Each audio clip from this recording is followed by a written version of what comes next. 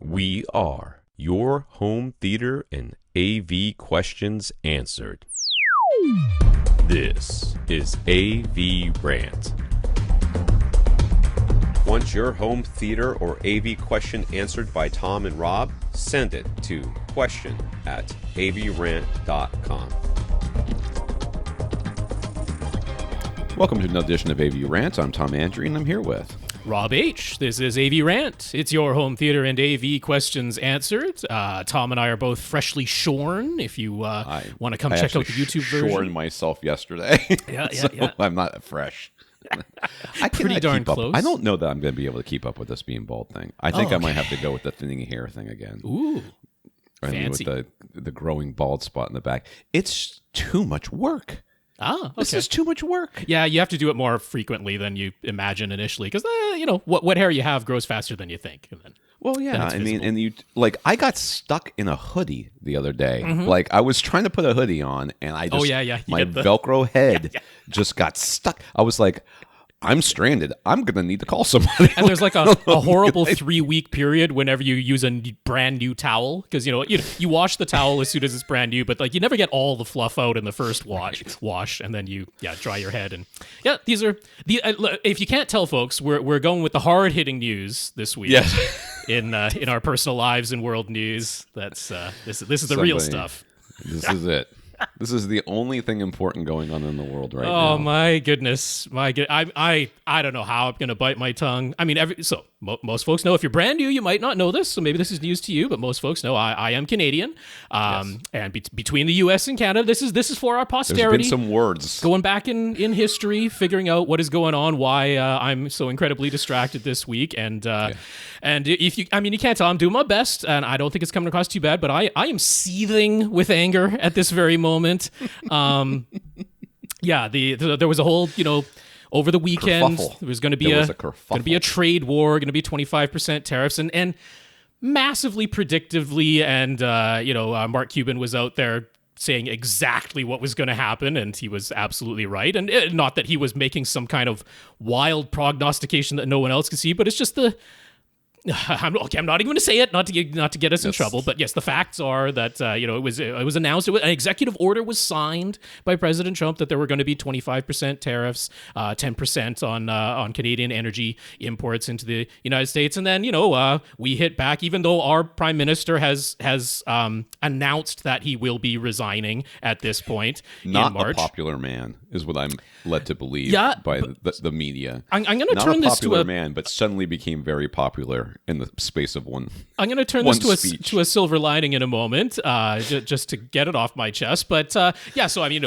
as you would expect, somebody announces tariffs on a trading partner, which would be in violation of the trade agreement that has been signed between all three countries in North America, except that if you declare it's an emergency, which is questionable at best, let's say, in legal terms, but announcing tit for tat tariffs back the other way, and so right. that's what leads to a trade war. But one side saying that if the other side retaliates, then we'll increase, and on it goes, and it leads to not particularly great outcomes for either country when you do escalating things like that. But yes, of course, it all kind of just resulted in we'll kick the can another 30 days down the road. Yes. So that's fantastic. We'll just have that hanging over our heads for the rest of our lives. That's the way we want to live. So all of you that are like, I don't, which should I buy? Buy it now.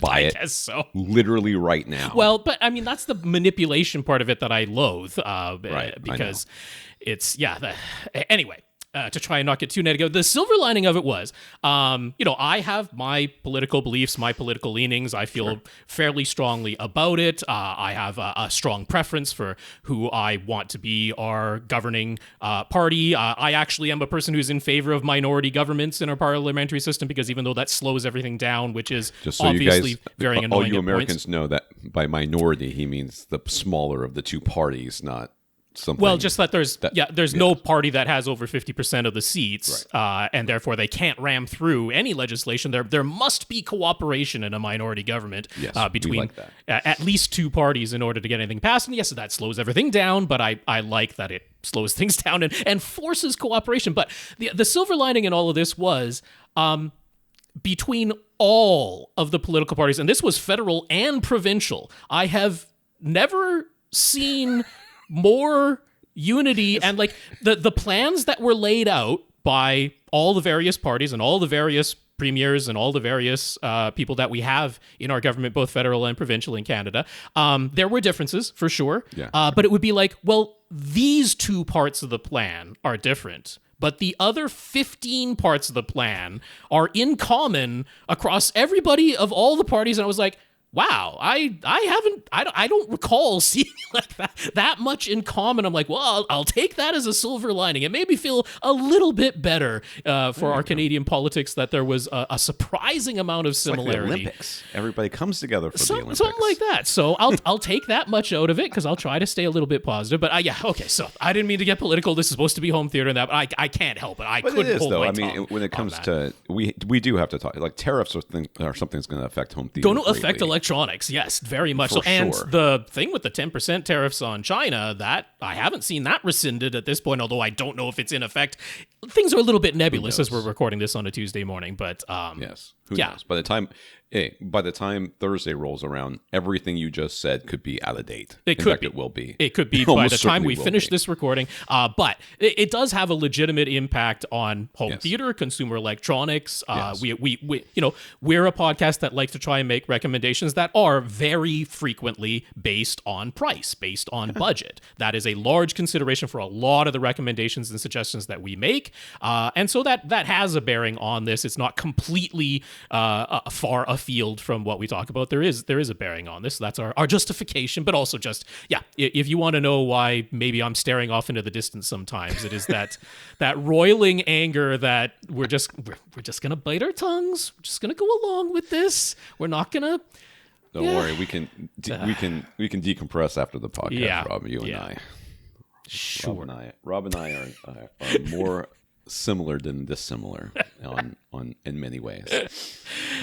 Even now we look a lot alike. It's getting there. Except I'm going with my Heisenberg. I'm getting my Heisenberg. You got the Van Dyke coming in there. Yeah. Mine is. Yeah, we'll see. I've never really been super good at growing facial hair. Like I'm terrible. I got the Chia Pet and it's gray in patches now, and I'm like, nope. Yeah. Hey, that ain't gonna happen. So we're going to let this come in. We're going to see what happens. And I'm probably going to shave it off and then grow my hair back and just deal with the bald spot in the back. I casually mentioned to my wife, I'm thinking about growing my goatee back. She before I could finish the sentence, was like, oh, yeah, you should do that. I was like, okay. All right, so it's not me that thinks I look a little funny. I look a little funny with just a completely shaved head. And the problem is that, like I said, I'm not super good at growing facial. I'm not super good at growing hair. Other parts of my body, like my eyebrows aren't like super thick. I got the opposite problem going on there, but nope. I've got like almost no hair on my back. I've got like a couple of straggling hairs here and there. Yeah, that's the best way.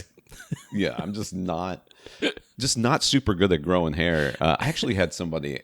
We were sitting around the swimming pools during COVID, or I think it was during once I think after the vaccines came out, we all started kind of sort of cautiously hanging out with friends. We were at the pool. We were outside. It was when we were renting an Airbnb because our house had black mold in it back before it was flooded. And this guy works out, and he's he's not really a bodybuilder, but he is. He's a firefighter, and he works out all the time or whatever. And he's like, "Oh, Tom, you shave your legs?" I'm like, no. I'm like, he goes, really? Wow, I wish I can get my legs that smooth. I was like, what are you talking about? I said, I think this is, and I'm being honest. I told him, I thought this was just from like wearing jeans and it rubbing off. He goes, man, I wear pants all the time, and I got tons of hair on my legs. I'm like, oh. And then I realized that I don't really any hair on my legs. I'm like, where'd it go? I don't remember. I remember in high school being embarrassed I had so much hair on my legs, and now I have alopecia of the legs. Well, the ends of those alleles on your genes have worn off. The aging process has happened, and there went those instructions. I don't know. I may have to undergo some gender affirming care so that I can get hair back on my legs. That'll be easy in the current climate, but okay. Yeah. No, that's the problem. Just go to their pharmacist and ask them for some hormones. They love giving you them out. Okay, so Yes, we left plenty we've of talked about questions the from world. last week. We've talked about my hair. We've I caught don't know up. why we talked about Yes, that. But hair and world news. That'll be the title there. But let's get going. Let's dig into the home So theater what did you stuff. watch, Rob? Because I once again, we are slowly getting to the point that my wife is like, I keep sending her pieces of furniture off of Facebook Marketplace that we should go get so that we could put a TV on it so we could set everything up. And she's like, she's getting closer and closer to being. We are just so focused on the house that it's very hard for us to do anything else, and we are very close. To having. We think we know what the solution is. Okay. But we cannot act on that solution until we get. So, have I talked about splitting the lot on this podcast? Yes. Yeah, that has been mentioned. Okay. Yep. Yeah, as far as zoning goes, we think we can split the lot. We think that that's definitively something that we can do. Mm-hmm. We've met with the zoning committee. They agree that they will support us in this. Right. But there's a massive process that you have to go through, and you have to get a bunch of paperwork and a bunch of stuff done, and we are going through that process. And we all know how stable the rules are right now, so you can just count on them like a rock. Yes. Nothing. including the don't nobody tell Trump. He might sign an executive order about including it. the words that representatives say. You can just count on them, rock solid. Trying to split this lot. Yeah, but there's like you have to go before the city council or the DRC, which I don't know. I don't remember it stands for something. I think the last word is also council, so it's something. Anyways, it stands for something. So we have to go and meet before them, and of course you have to schedule that meeting. But before you can schedule that meeting, you have to have a certain amount of paperwork done, and we don't have that done. And our architect called us. He's like, "I just got quintuple bypass surgery." We're like, "Oh, that's why you haven't been responding to our texts." That's a pretty good excuse as far as explanations go. Yeah, I'll take that one. So he seems to be fine, I think. Wow. I hope. God, no kidding. And so we still have some things to do. So we have started the process, but we were hoping by the end of this month we would be in front of council, but it's not going to be this month. It's going to be next month. Oh, goodness. So it's just pushing everything back. It's what we have to do. But once we can split the lot, then I think that the process will go. At least the decision as to what exactly is going to happen will happen very quickly. Yeah. But until we know whether or not we can split the lot, we are in limbo still. Right. So that's where we are right now. As far as you that are following up with the whole saga. The whole saga. If we can split the lot, and we just met with somebody and they were moving back into their house, and they had 6 inches of water in their house, and the difference between 6 inches and 3 feet of water is a lot, of course, in the amount of water. But what it really comes down to is the electrical. If the water touched the electrical, it just adds a layer of complexity to rebuilding. It puts us, there's not a huge difference between 18 inches, which is where most electrical outlets are in these older homes. Some of them are even lower, and 3 feet. Like there's almost no difference in the amount of money once it's touched it, that's that. Once it's touched it, you are kind of all in the same boat. But if you're below that, it's like baseboards and a little bit of drywall, and you're done. And then cleaning the floors, of course, and replacing certain things. But it's not as big of a deal. We are right there on the border of, insurance doesn't even really cover it to replace it, and we still have to replace all of our stuff, which it's amazing how much stuff, it's so astonishing how much stuff got ruined to me. I keep being amazed by it. I'm just like, oh yeah, I remember I used to have one of those. We went to our friend's house for dinner on Sunday, and they opened up a drawer, this bottom drawer in their kitchen, which of course would have been completely flooded and everything else. And they opened up their drawer, and it was just full of Tupperware. And we were like, sure. I remember when we used to have Tupperware. It's not that we threw out the Tupperware. We still have it. Oh, okay. It's just we're in an apartment. Yeah. And we have no room for it. Yeah. So we can't put it anywhere. So it's in storage someplace. And we're just always looking for Tupperware. It's the stupidest thing. It's like, I don't have a big slotted spoon right now because it's in storage someplace and I don't know where it is. Yeah, you don't feel like buying it because you know you do own it. I know I own it. I don't have a garlic press because it's in storage someplace. I don't know where it is. It's just the stupidest things. You just get stupid. I will say though that I went out and bought like those little hanger thingies to put through the drywall. What are those things called? They just look like a wire. Like wall anchors, or yeah, they're wall anchors, but it just looks like a piece of wire that's hooked with a little notch at the end. Oh, just for hanging stuff on the wall. Yeah. I got those so that because I found our clock and I was like, I need a clock on this wall. It's driving me freaking crazy that I don't have a clock. So I put that up. But the very next things I hung were 3 acoustic panels. Oh, okay. I was like, it's just a style of picture hook. Yeah. So yes, if those of you say you can't, I don't know about acoustic panels because they look so ugly. Shut up, man. It was literally the first thing I put up on my wall. First art on my wall. Priorities. Those three acoustic panels that were Andrew's wife's. Yeah, you saved prints. those the Star Wars, stylized the Star Wars. ones. I'll link them up. I'll send a link so you can put it in there. But it's I did an article with those on AV Gadgets. That's right. Yeah.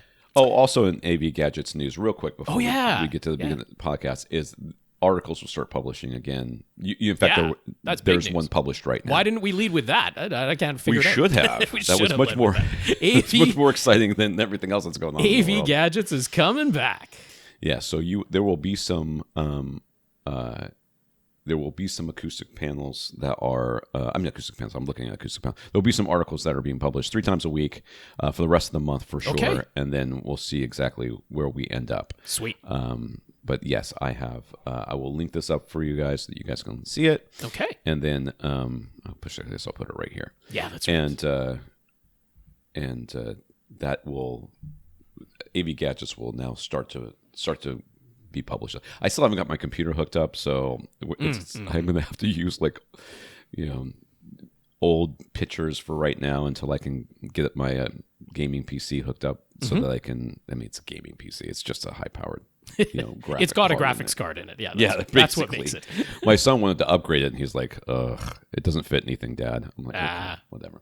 All right, so, but once I get that hooked up, I'll be able to really get back into the swing of things. Nice. So, now, what have you watched, Rob? I still haven't watched anything. Okay, so no movies for me this week, but I finished up 2 series, not just seasons, 2 series of shows that I've been going along. I've been actually kind of actively holding back on finishing these 2 series because I enjoyed them so much, and there's that whole feeling of like, oh, it's actually over. There's no more episodes coming in the future. So, but I have now finished up Humans, which was a BBC UK series. It was several years ago. Superhero thing, right? No, it is not. This is intelligent robots. This is conscious. Oh, right. Conscious robots. Yes, go on. Yeah, yes.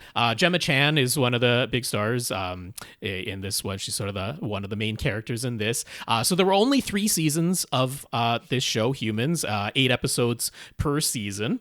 And it's always so disconcerting to watch a series from the UK. Yeah. They're always so short. They're very often 6 episodes. Yeah. And what we call a season, they call a series. So there's always that confusion. But I'm using our North American seasons, 3 seasons. That was the total series, 8 episodes per season. So I loved this show throughout.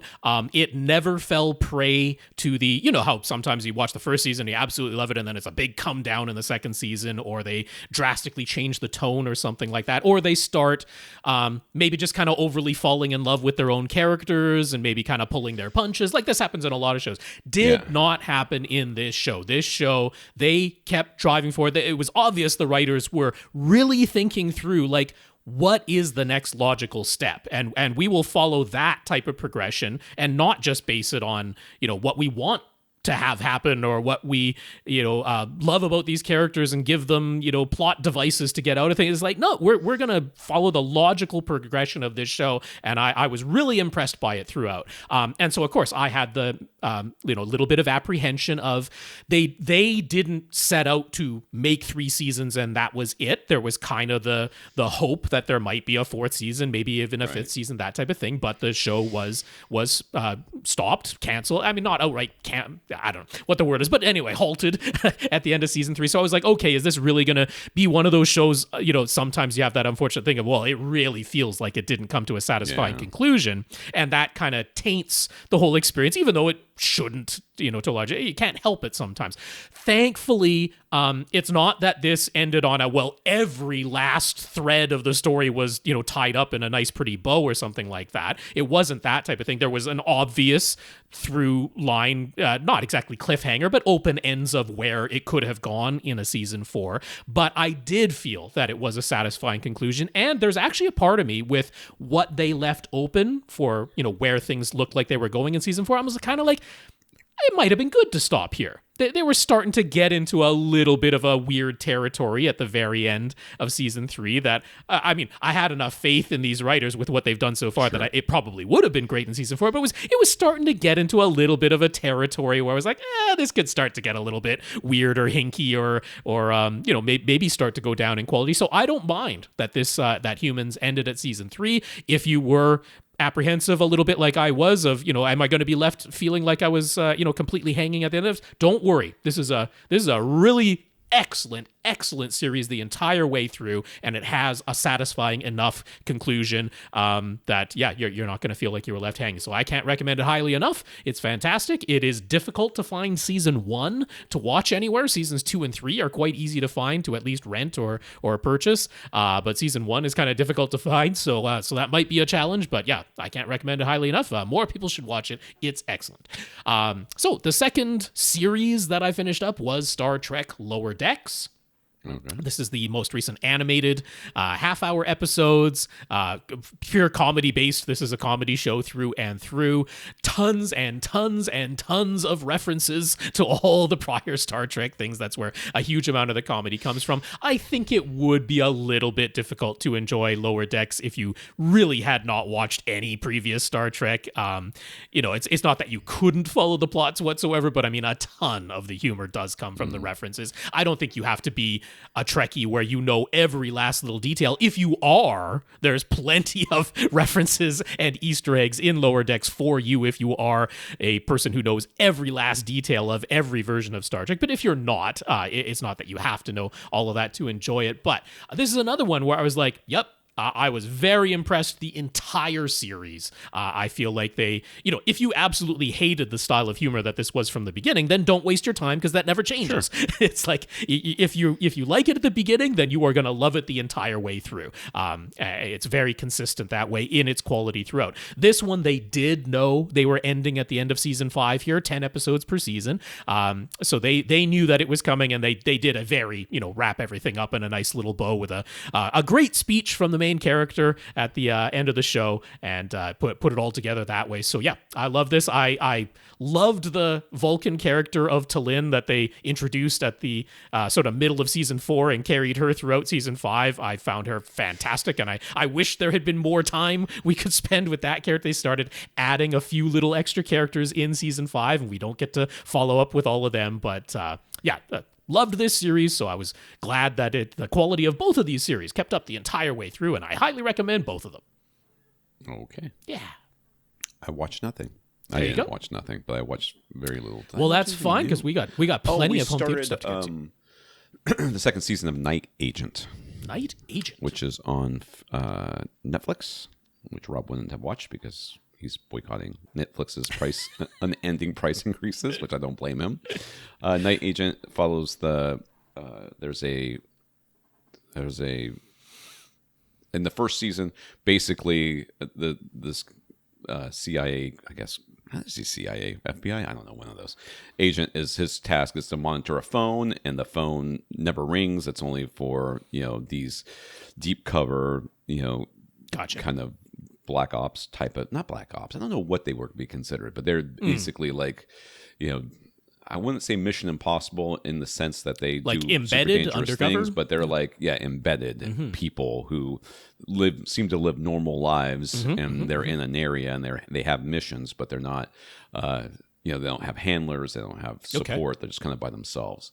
And his job was to monitor this phone in case one of them gets in trouble. They can call in, and then get support. And that was his job. And that's he ends up helping this woman who calls in, and that's the whole first season. Second season has just started. And it's. I really liked the first season up until the last episode where it got stupid. And it's like, I mean... There you go. There's that thing. The ending of it can sour what was otherwise great. It's too bad that happens sometimes. It's just that, the whole time I'm thinking everything you're doing, no matter your intentions or the fact that you're right or that, whatever, you're going to jail. Like there's no one's going to trust you. No one's going to, you have... done it in such a way that it's just never going to happen. It's like the people like in many movies, the person gets wrongfully imprisoned and they break out of prison and they go find the person that clears their name and they're like, woohoo, I was right, therefore you can't. You still broke out of prison. Yes, that in itself is a separate crime. I mean, I don't know what you're thinking.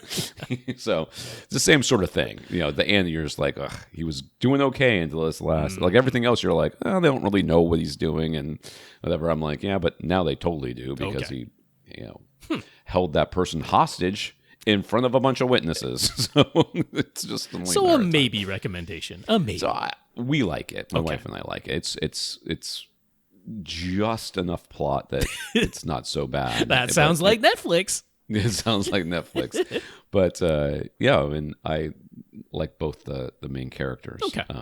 As far as the actors, they seem to do a reasonably good job.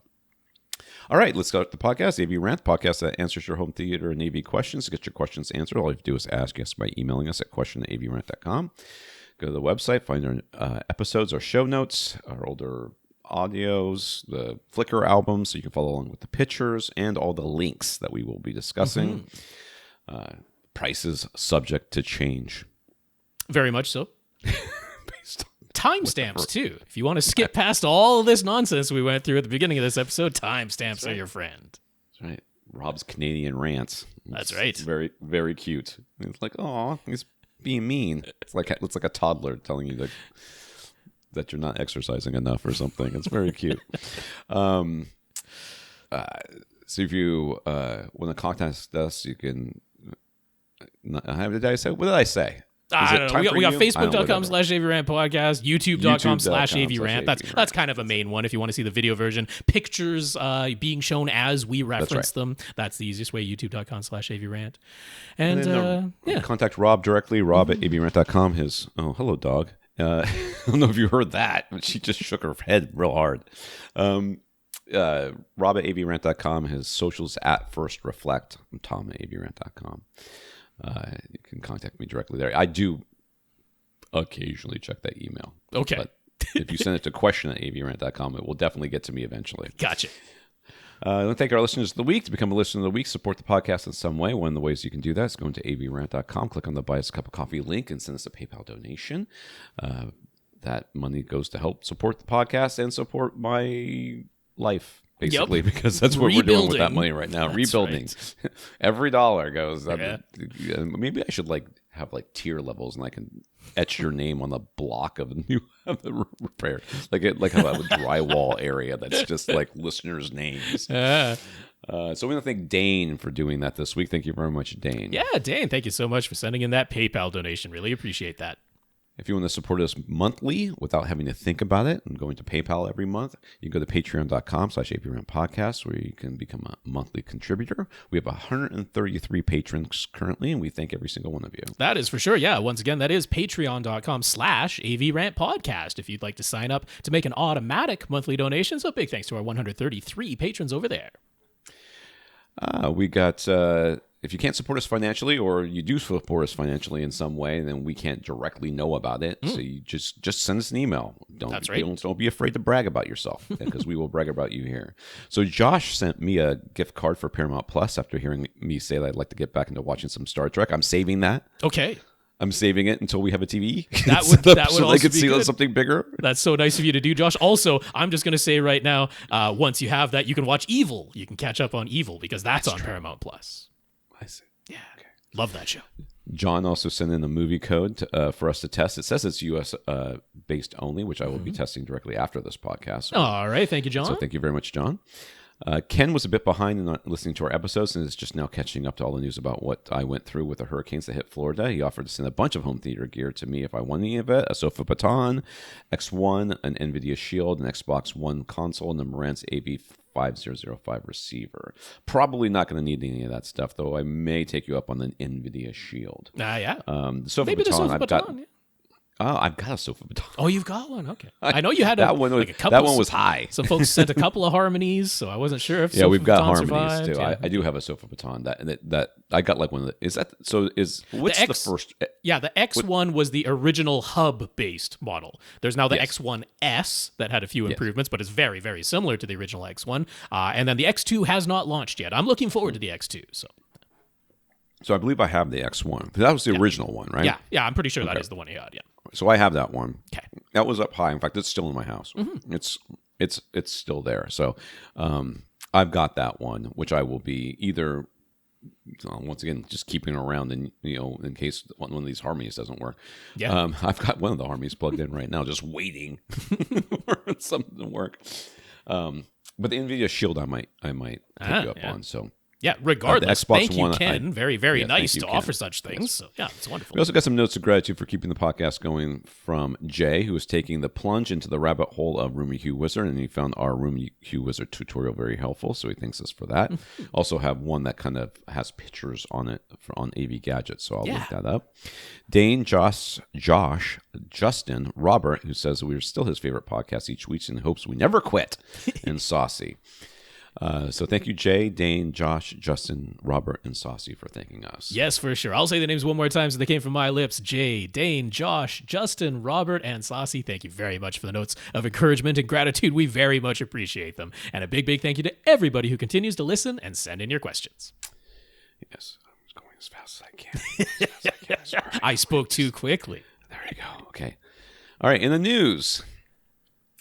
Jumping back in time a few weeks to CES 2025, Flat Panels HD went on the hunt to provide, for the newest prototype display technology that actually has a chance of coming to market in consumer products within the next 5 years. OLED technology made some incremental improvements, with Samsung Display showing prototypes with even smaller, more tightly packed QD OLED and micro OLED subpixels, but these are not revolutionary developments, and the targeted applications are for smaller screens, not TVs.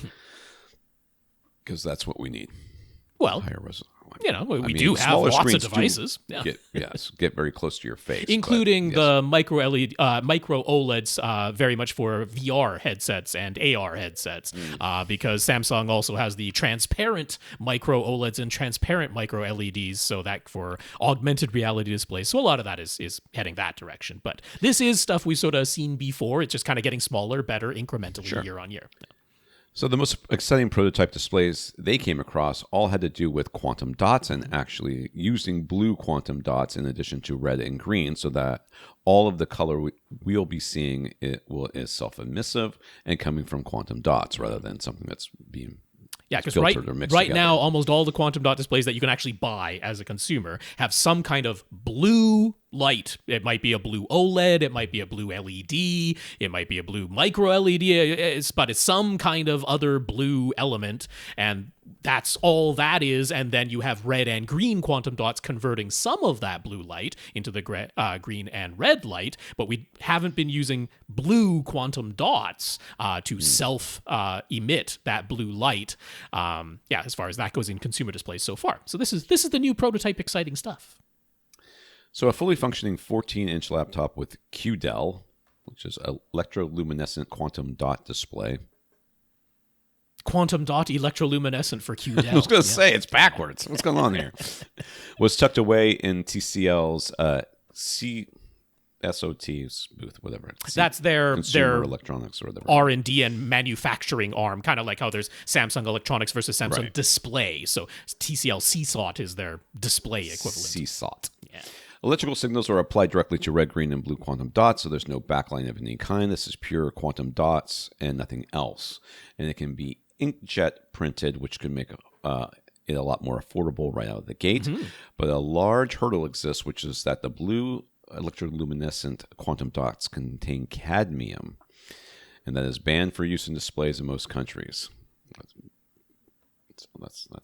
It's a little bit of a hurdle. That's a hurdle. You have to come up with something else or change some laws. I'm sure it has to do with the fact that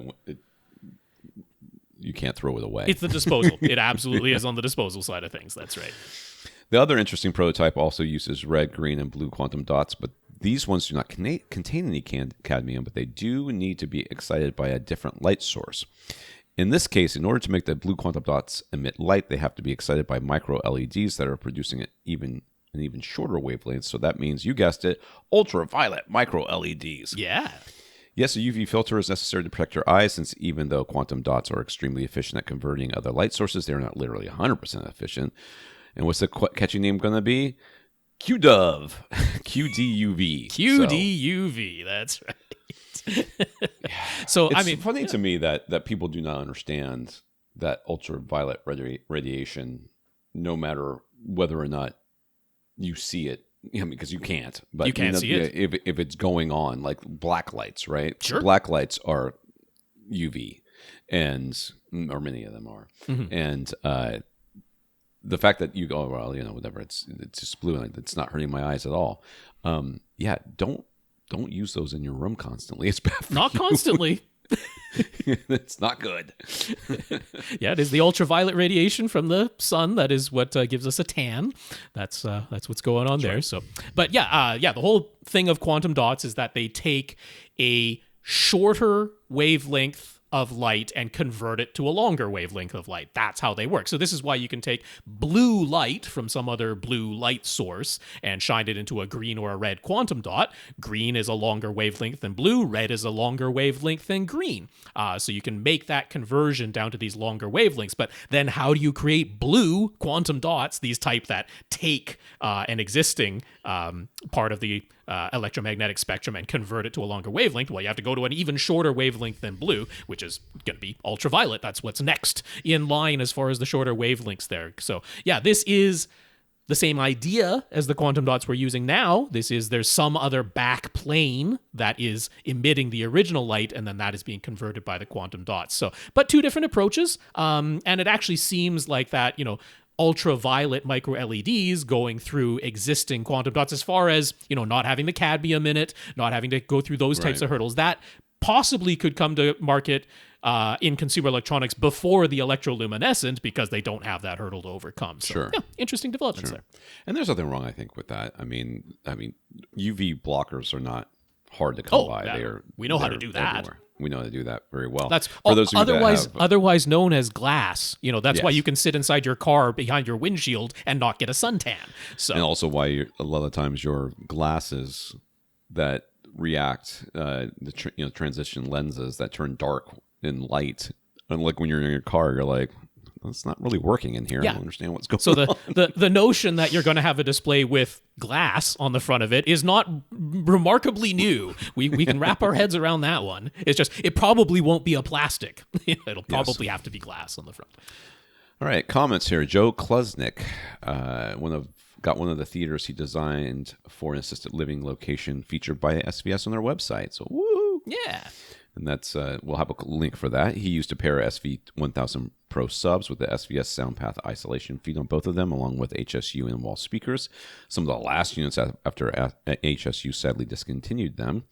Powered by a Denon X3700H receiver and Epson 3800 projector, shines into a 120-inch acoustically transparent screen from Silver Ticket. But this sounds like we built this thing. And GIC Acoustic Impression Series panels serve double duty as acoustic treatments and decoration. You can read all about his equipment and the thoughts and planning that Joe put into the design at the link in our show notes, which I already mentioned will be there. And I'm looking at the pictures, and they're very nice.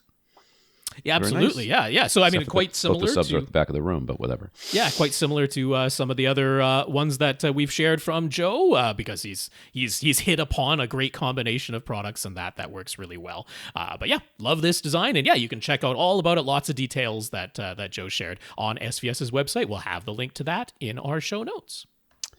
Dazz, since Tom wondered exactly what sort of age range Dazz meant by teenagers when he made his comments last week about what they think about having a good sound system and not wanting sound bars, his kids range from being a junior in high school to being a freshman in college.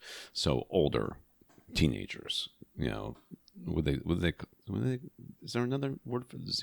I don't know. Anyways, they seem to want homes in the future that can accommodate a large TV with decent sized speakers, and they don't really care about having a fireplace. So maybe an interior designer should start listening to the teens as well. I mean, I live in Florida, and every time I walk into a place that has a fireplace, and there are tons of them, you're just like, what is happening in this? Like, who built this? Yeah. Did they move from someplace else and then come here? Now, I understand some of these homes are from the 50s, and maybe they actually did use their fireplaces for warmth. We had a cold snap that was 2 weeks long, and we all almost died. It was very sad. People were they had to go find their jackets. Yep. Some of them, like me, had to go to storage units to find long pants that were warm. Because I was trying to go to the gym because I wasn't cycling outside because it's too damn cold. So I was going to the gym doing the Peloton, which people are obsessed with apparently. People keep sending me messages on Facebook Messenger. Hey Tom, you like Peloton? Here's a podcast for you. I'm like, darn, I don't like Peloton. You've opened that up now, Pandora's I know. box. So I was going to and from, and I was like, I don't have any sweats. I have one pair of sweats, and they were in storage. I had to go get them. So yes, we almost died. But yes, the fireplace is stupid. I think that we can all agree on that right now. At least in the United States, where central air and heat is ubiquitous, it's silly to have fireplaces with just a big hole to the outside anyways. Terry figured he'd share another story about great customer service from SVS. Back in 2019, he bought a PC2000 cylinder sub from their outlet store to get a discount. It recently stopped working, and the power light was solid red. He called SVS, and they asked him several questions and then sent him an email with instructions for how to test if the amplifier was no longer working.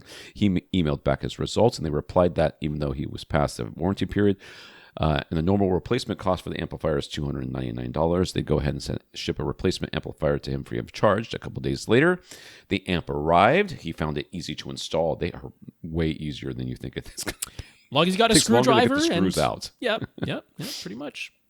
And now his PC2000 is working perfectly again, so that it has definitely earned SVS some brand loyalty from Terry. Always good to hear. Yeah, always good to hear. And I always like to say the thing. It's not reasonable to expect a company to do this sort of thing out of warranty. Right. I am never going to blame a company that lists what their warranty is, and you have gone a year or two past it, and they say, "Well, we're sorry, but we have to apply this charge. You are out of warranty." I hold no ill will to any company that does that. That is perfectly fair. But yes, that SVS goes above and beyond like this is wonderful, and thank you very much for Terry for sharing that. Yes. Mike just wanted to share his experience now that he's been using a 32-inch LG Ultra Gear OLED computer monitor for several months. Like a lot of people, he had concerns about potential burn-in using an OLED display as a computer monitor. It is automatically set to make the screen go black if nothing moves on the screen for about 20 minutes, and it runs its compensation cycle after every 4 hours of use. He also set his wallpaper to change every 10 minutes. He's happy to report there's absolutely no sign of any burn-in or image retention, and he's got the monitor on for 12 hours a day. That's a lot of time. So he's feeling much more confident now that burn-in on an LG OLED isn't a major concern. Yeah. Yep. It is what we have been saying, but it is always tough. There is always that fear, because it is technically possible. It can be possible. Yes, you apply a little bit of careful usage there. One thing to get rid of that taskbar at the bottom of your Windows if that's the OS that you're using. Because that's a setting in Windows to hide the taskbar when you don't actually need it. That sort of thing. So to get rid of the truly static elements. Vary the image that's on screen a little bit, and burn-in should not be a problem. Yes, that won't be an issue. Questions. Infinite Gary. Gary has a Panasonic OLED that can do both Dolby Vision HDR10 Plus, and his new Apple TV 4K can output both dynamic metadata HDR formats. So content, particularly on Disney Plus, is available in most formats.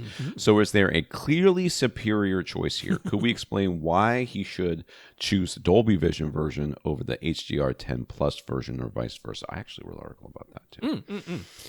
So go ahead, Rob. Fun article. So, I mean, it's a little bit tough because we don't know with certainty exactly what was done on the mastering side of things. Now, there are quite a number of HDR10 Plus pieces of content where there wasn't really much in the way of human oversight for that dynamic metadata. There is basically an automated algorithmic process that can be applied where the original HDR10 grade with its static metadata is just sort of run through an automated process that generates some dynamic metadata and puts it in an HDR10 Plus container. Without really much human oversight or checking on it, certainly not frame by frame type of effort being put into it. But then HDR10 Plus can be manipulated manually, so we don't know how much effort was put into it or not. Now, Dolby Vision, more or less on the production side of things, requires at least some hands-on involvement from a human being on that, but it is not mandatory that they use a Dolby Vision certified mastering monitor, the 4000 nit Dolby Pulsar, that they don't have to use that. That's not mandatory.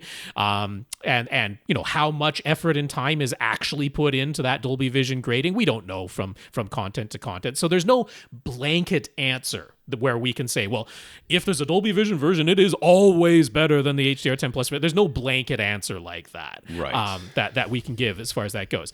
As far as on Disney Plus, if it's their own Disney Plus is even harder to answer, to be honest with you. But if it's their own content, then they do tend to be mastering their Dolby Vision stuff on Dolby Pulsar displays with human involvement. I would err on the side of that probably being closer to the original content creator's intent. But it also depends on what display are you watching this on. Because if you're watching it on a display that can essentially show you more than 1,000 nits, like really has no problem going up above 1,000 nits, there's not that much tone mapping happening on most pieces of content. You could just watch HDR10 with its static metadata, and honestly, visibly speaking, side by side, there's not going to tend to be much difference that's going on there. There was a video recently, I think it was Artings put up a video recently where they were doing some Dolby Vision to HDR10 Plus comparisons. And they came to that same conclusion. They're like, it's really on the displays that they only hit 400 nits. That's as bright as they get. And there they tended to find that Dolby Vision typically, in most instances, did a better job of retaining more details and keeping the color saturation, at least perceptually, looking more like the mastering monitor, whereas HDR10 Plus, it was a little bit more unpredictable. You might have some blown out highlights, you might have some desaturated colors, you might not. It's not completely known, but that Dolby Vision tended to be a little bit more consistent across lower nit displays where there's more tone mapping that needs to be done. So, I mean, all in all, if I had no idea, I would maybe err on the side of Dolby Vision. But if you have a display that comfortably goes above 1,000 nits, it's honestly not going to matter very much which one you choose. And that's basically what my article says. Yeah. Dolby Vision is, by kind of definition, it requires them to spend money on equipment. Yeah, got to be some human involvement, a little bit of time put into it. Yeah. So therefore, if you don't know anything else other than there's these two, Dolby Vision and all these other formats, Dolby Vision is the one that they had to actively do something with. They couldn't just press a button and make it happen. Whereas the other ones, a lot of times they can to a certain extent. And like Rob said, if your display can do 10,000 nits, it doesn't make any difference what you put into it. It's going to be able to display it. There are a couple now that actually are getting up to that crazy figure. So that is not even a joke to say such a thing. But yeah, I mean, we've got plenty of displays that can do 3,000, 4,000 nits now, and the chances that something is tone mapping doesn't become an issue. It's therefore, really not. You're like, you just show the nit value at exactly what they asked it to be at that point. Just remember back when we talked about resolutions, like where should you do your up converting or your upscaling sort of stuff on TVs, and at some point we were just like, well, it's a it's a 4K or a 1080p source and a 1080p display. It doesn't matter. It's just that's what's coming out, and it just has to put it up on the screen. It does that just fine. That's kind of where we're getting to with HDR as these things are getting brighter. Was the idea. That was the hope. Yeah. I guess just to be complete, there are some displays out there that support Dolby Vision in terms of, they have the logo and they will decode that format, but there are a handful of displays out there that didn't quite do it perfectly, right? There were some little artifacts or mix-ups when they did the Dolby Vision decoding. So, some people will say, oh, well, you got to be careful with the Dolby Vision display. And it's like, oh, well, to be completely, complete, then there are those instances of it. But if you're buying a new display, then there are many fewer instances of that happening now, as mostly earlier displays when they were just starting out. Chris heard us say how small room setups don't need high wattage external amplifiers, but if you have a large room, sit far away, or have inefficient speakers, then you might actually need high wattage external amps. And to him, that all makes perfect sense.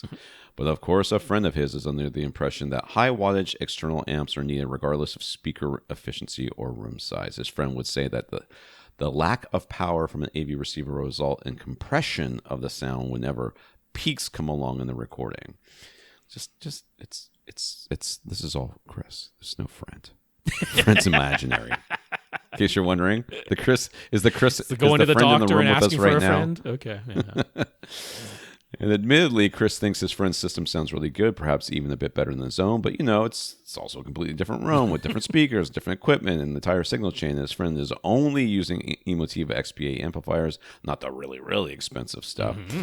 But he was just curious: is there any truth to the claim that dynamic peaks in recordings will be compressed and held back by the lower wattage amplifiers built into the AV receiver?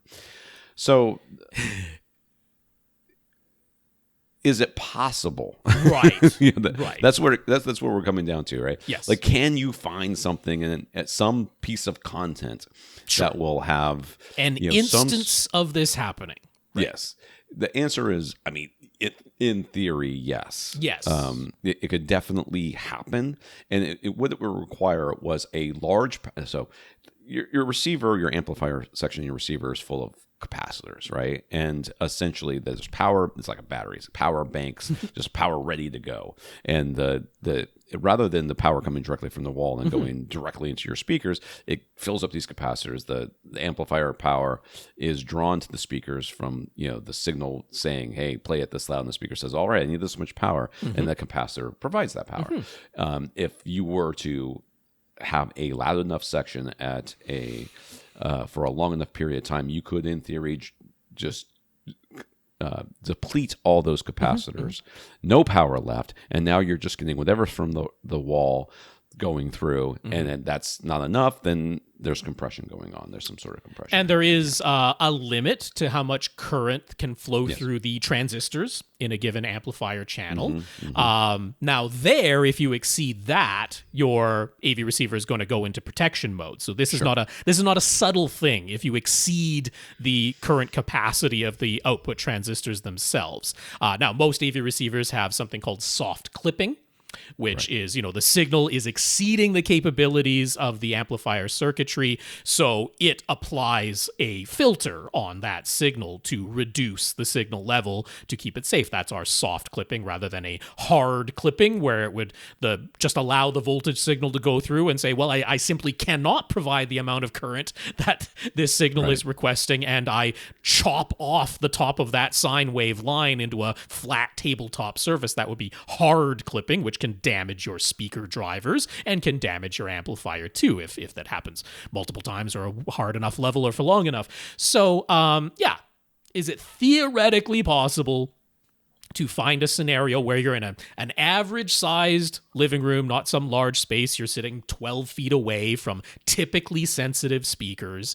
You'd have to be playing things at a pretty loud listening volume. You'd be at cinema volume or perhaps higher. There are the people who espouse that they want true rock concert levels in their house, which could be peaks getting up to 120 decibels, not 105, like the cinema reference volume standard calls for. concert music levels can have peaks as high as 120 decibels. So yes, it is theoretically possible, but you then have to look at the practical side of things of, when you see an AV receiver where they say, these amplifiers are rated to deliver 100 watts per channel, 2 channels driven simultaneously, not all 7 or 9 or 11 amplifiers that some AV receivers might have built in. So it is 2 channels driving simultaneously, 100 watts per channel. But that is not a 100 watts and they absolutely quit. You will see there is a dynamic power rating or a 6 ohms into 1 kilohertz only rating or a 4 ohm rating or whatever. You'll see that, there actually is a wattage rating for this very same amplifier built into this AV receiver that exceeds the original figure of into 8 ohms full bandwidth at whatever distortion level they quote, 2 channels driven simultaneously. So there is headroom available. That's what we're saying. That's that capacitor bank that Tom was talking about. But that can vary. Sometimes typically you have about 3 decibels of additional headroom, which is a doubling of the wattage. It's not going to be able to keep that going all day long, but for a momentary peak in the music, a little crescendo, a little snare drum hit, loud, 4/4 fortissimo blast that comes off there. It's got that power. It's got that headroom ready and waiting. And many can do a 6 decibel headroom burst, 4 times the rated power, but only for a very, very short amount of time. So yes, we can envision scenarios where you could exceed that capability. There are the people who say, I've got to have a kilowatt monoblock amplifier for every single individual speaker, because what if a 108 decibel peak comes along and I can only hit 105? What would happen? My life would be a shambles for that 0.2 of a millisecond that occurred. Chances are you'll never, ever notice such a thing. But yes, technically speaking, your friend is not completely wrong. But also practically speaking, you don't have to worry about it. Yes. It's so unlikely to happen as to be. And you're not going to use it. It's an academic pursuit, not a real life pursuit. Right. Eliezer. First up, he's never considered going by Zer as a short version of his name. Maybe if he becomes a dictator one day. Tell you what, you're going to have to get in line. All right. There's a lot of people up for that job right now. But for now, we can call him Captain if we like. He says he's joking, but we're going to call him Captain. He goes by Eli, both in the Spanish and English pronunciations, so that'll work. Eli is the other one? Wait, which one's? What's the Spanish pronunciation? I'm not absolutely sure. I didn't look it up. Is it? I mean, Eli is how I would pronounce it. So that would be the English pronunciation. Yeah, that's pretty familiar. So he bought the used PSB Alpha bookshelf speakers he was looking at. So those are now his surround speakers to go along with his PSB Image T5 and C5 front speakers, plus his SVS PC2000 Pro Cylinder sub. Mm-hmm. When his wife first moved in with him, it kind of sounds like they were already married but living in separate houses, and now she's decided to finally move in with them, which is... Yeah. Probably a really good idea, to be honest with you. let's just slow roll this whole marriage thing. Let's see how it works out for the first couple of years, and then I'll get rid of my house. She decorated the place, and he is not going to risk trying to replace anything that is on the walls with acoustic panels. His sub also had to go into a corner, and there are a couple of frequencies that Odyssey on his Marantz receiver hasn't been able to correct. So for aesthetic reasons, the PC2000 Pro Cylinder sub has its rear firing port aimed into the corner. Would rotating the sub make any difference? Or should he consider putting the very large port plug, and running it in sealed mode? So this does sound like it is a single subwoofer setup. Yes, it is. So that's going to be a bit of a challenge, because what we're talking about here is, at your main listening position, really what we're talking about, if you're running Odyssey with its multiple microphone positions, it's saying that from seat to seat, if it fills in a small dip, or particularly if it cuts down a large hump, which it can definitely do functionally, but if it does that, for one seating location, one of those microphone positions, then it is going to end up making it worse in a different seating location. Yes. You know, if not the outright inverse of it, then it's just going to in some way make it worse in a different location. And therefore, it doesn't go overboard. It doesn't get really aggressive, really EQing the entire bass signal, because if it makes it better for one seat, it makes it worse for another. So you end up with this couple of different frequencies in that sweep where it's just like, well, not much I can really do here. You're still going to have a hump, or you're still going to have a dip, because if I try to fill that in or cut it down for one location, it's going to be worse for another one. So whether you're doing that with a sealed subwoofer or a ported subwoofer, whether you physically rotate the ported subwoofer or not, there's a chance in the ported configuration you might be able to slightly alter some of that. Same thing could be done by altering the fully variable phase knob. Yeah. So that's a long way of saying no. There's no way to like completely fix this for you. The only solution is to add another bass producing thing in this room physically across the room from the first one, which it sounds like there's not a ton of flexibility to do that. So unfortunately, the answer here is it's no. Yeah. And a lot of people worry about subwoofers firing their ports into walls or whatever. Every single subwoofer manufacturer that's out there knows that you are going to put your subwoofer likely against a wall, and they still put the ports at the back. Mm-hmm.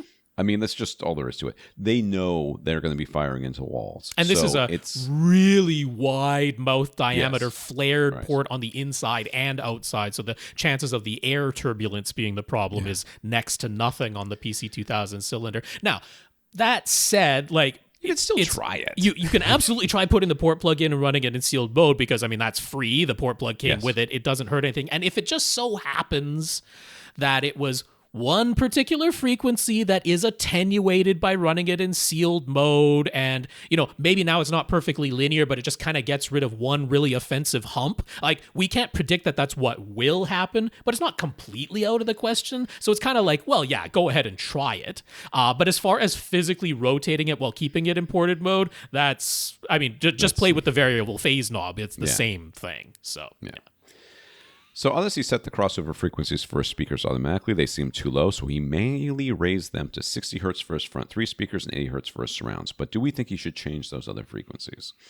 So generally speaking, for me, I change it to 80, and if I don't hear any problem, I don't worry about any problem.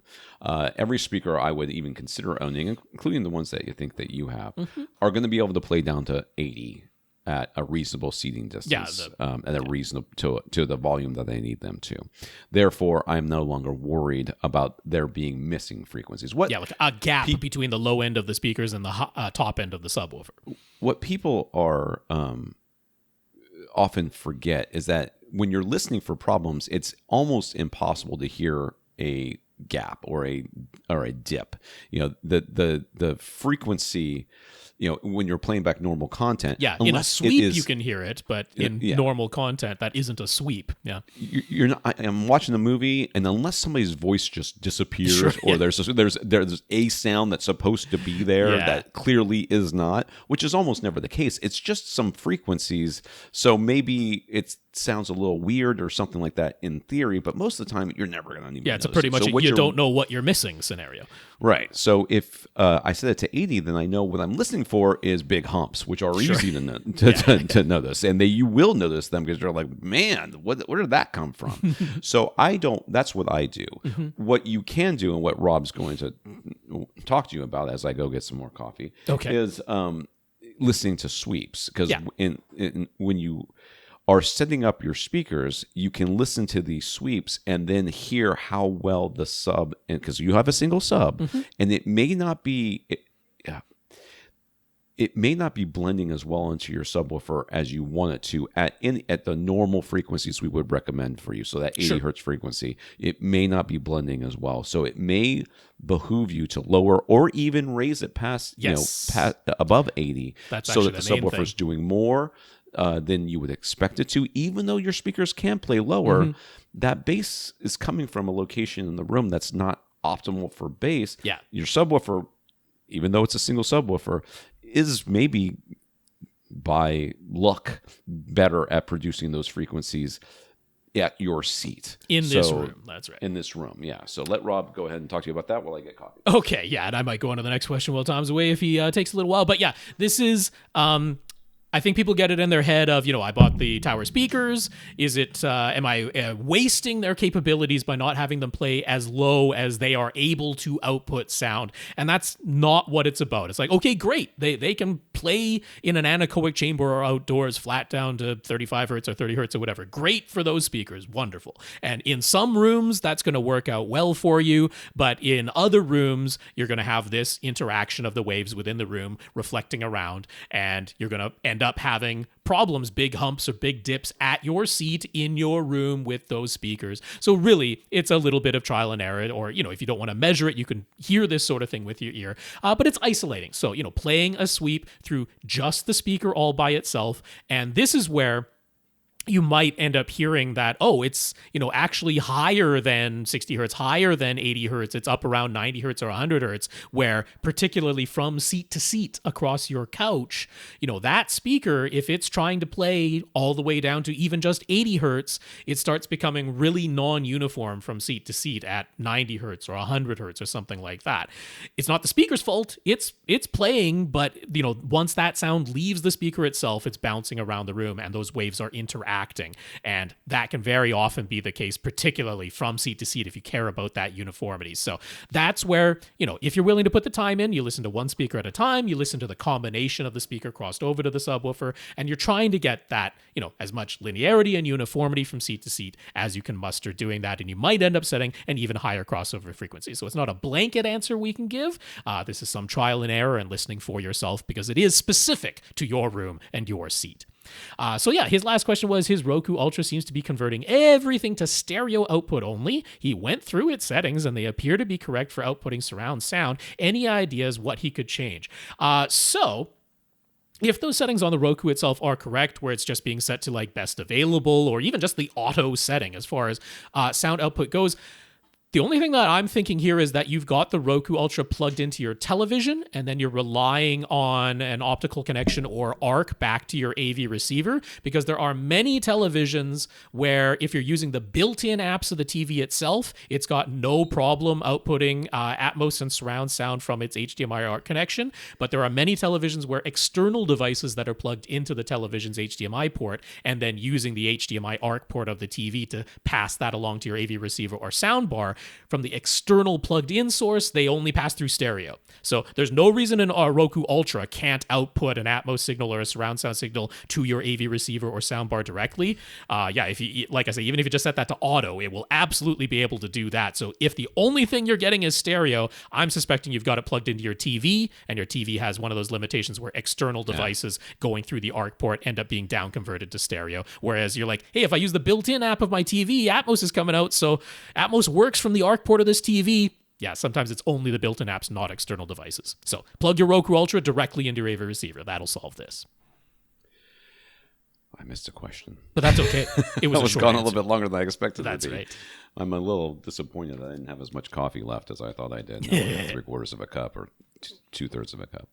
Miguel's room is 15.5 feet wide by 16.5 feet long. It's a square.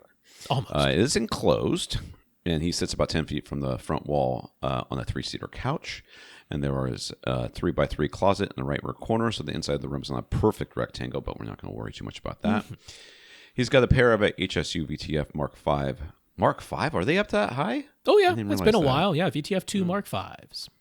Subwoofer, one in the front right corner and the other in the rear left corner. His speakers RBH signature reference series with their folded ribbon tweeters. Nice stuff.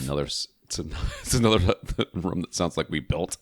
He mounted Acoustimac bass traps in the rear corners of his room, and then he has 7 2x4 foot absorption panels on his side walls and back walls, all of them 2 inches thick. He's been planning to add even more acoustic treatment. He was initially thinking he'd add some corner traps to his front corners and then put initial 2-inch thick panels behind each of his front 3 speakers on the front wall. But then he got to thinking that he might just cover his entire front wall, make it like a THX baffle wall, even though he's not using on-wall or in-wall speakers. He's been hearing about how the baffle wall will help with some jumble of letters HRTF, SBIR. Do we know what that is? I'm sure Rob does. Yeah, well, we can answer that right now because he actually used head-related transfer function in his email, but that's not actually what's going on there as far as the proximity to the walls of your room or putting treatments directly behind your speakers. That is the SBIR, the speaker boundary interference. What is that? Reinforcement? I think the R is. I think we talked about that on the AV Gadgets. I think I have an article for that. Yeah, but that is what's going on there. So you can picture, the sound wave is originating on those drivers on the front of the speaker, but it's a forward and backward movement, right? So the driver pushes out, but then it comes back in. The air makes that same movement. So there's a back wave that happens with the speaker. There is a sound wave that moves backwards, even though all the drivers are on the front of the speaker. That will reflect off of the wall that is physically behind the speaker. And then now you've got this sound wave reflecting off the wall behind the speakers. That is now moving forward again as it reflects off the wall. And so that wave is going to interact with the wave that is coming out the front of the speaker, and you're going to have some cancellations at certain frequencies. That is all mathematically, you can calculate it just based on the distance of the plane of the drivers to the wall behind it. So you can change what frequency these sound wave interactions happen at by changing the distance of the speaker to the wall. When you get it closer to the wall, you get it to a higher frequency. As you move it away from the wall, it happens at a lower frequency because we're just talking about wavelengths at this point. Shorter wavelengths are higher frequencies, longer wavelengths are lower frequencies.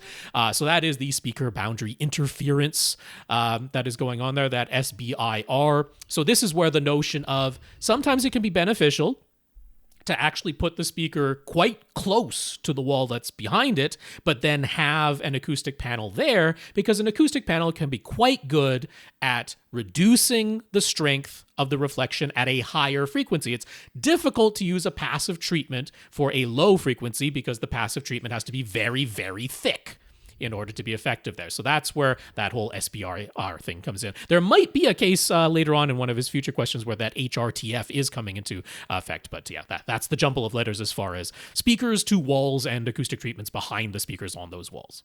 In AV Gadgets, we've got an article from Andrew that he talks about how this all works. So if you want to read up a little bit more on it, it's there. Anyways, he would like to achieve as wide a sweet spot as possible. He knows the imaging from the left and right seats on this couch will never be perfect as perfect as the middle seat, But he'd like to get as close as he can. But the experts on YouTube seem to disagree. One says that narrow dispersion speakers deliver the best sweet spot and make the best head-related transfer function. Oh, that's not what's happening there. But, I mean, that's the thing. So yeah, just to break that out, let's picture electrostatic speakers. Right. That are very, very directional.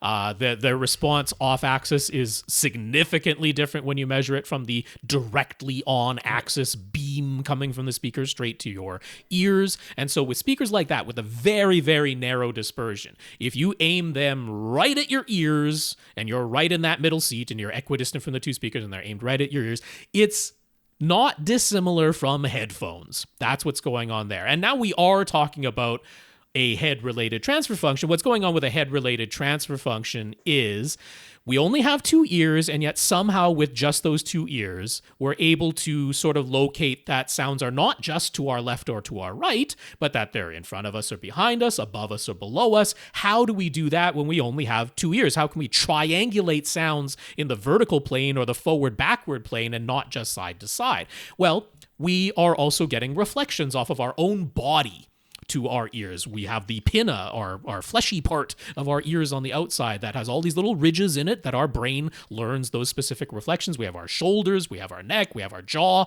All of these things create reflections that is called our head-related transfer function. If you were very, very careful in measuring inside our ear canals, you could map out what the difference between a flat line signal source versus what reaches our eardrum.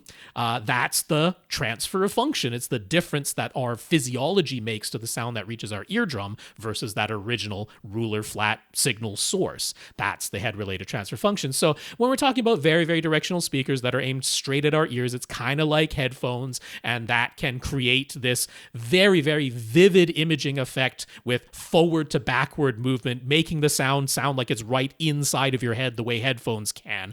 It can do those types of effects, but it is only for a very specific, your head in a vice.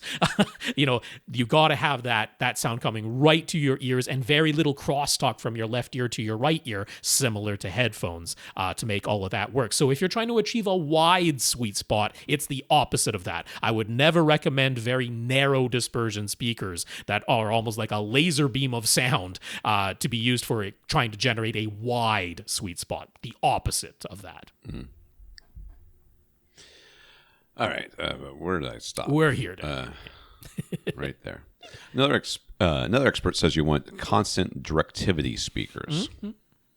And another expert says you want wide dispersion speakers and to not put absorption panels on your side walls. It should be diffusion instead. Just stop it. Diffusion. Or a combo of absorption plus diffusion panels in order to get the widest sweet spot. Can we sort this out for him? He's not planning to replace his speakers, so given the RBH signature reference speakers that he has, what's the best way to treat this room? And how does he go about getting the widest sweet spot across the couch? Mm-hmm. So he's sitting 10 feet away from the wall, but the angle of the speakers is going to make that distance slightly greater, except for, of course, the center speaker, which will still be about 10 feet. So yeah,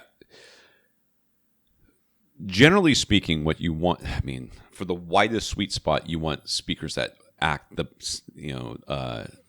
or sound the same at the largest degree of off-axis response. The cone of dispersion that they have is very uniform and even. You sit anywhere within that cone of dispersion and you're getting very similar sound reaching your ears. That is the way to approach this as a starting point.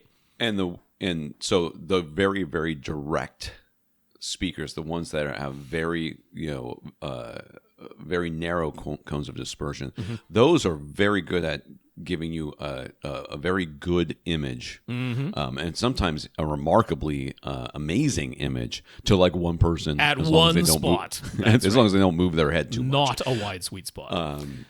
So yes, you want the large dispersion. So Vance Dickinson used to design speakers. I think he probably still does, but the speakers for Atlantic Technology were like this, where you never had to worry about toe-in. You just put them in the room, facing vaguely in the direction of the couch or the back of the room, or the other side of the room, and the dispersion, the off-axis response was so uniform, to like 45 degrees. It was ludicrous. Yeah.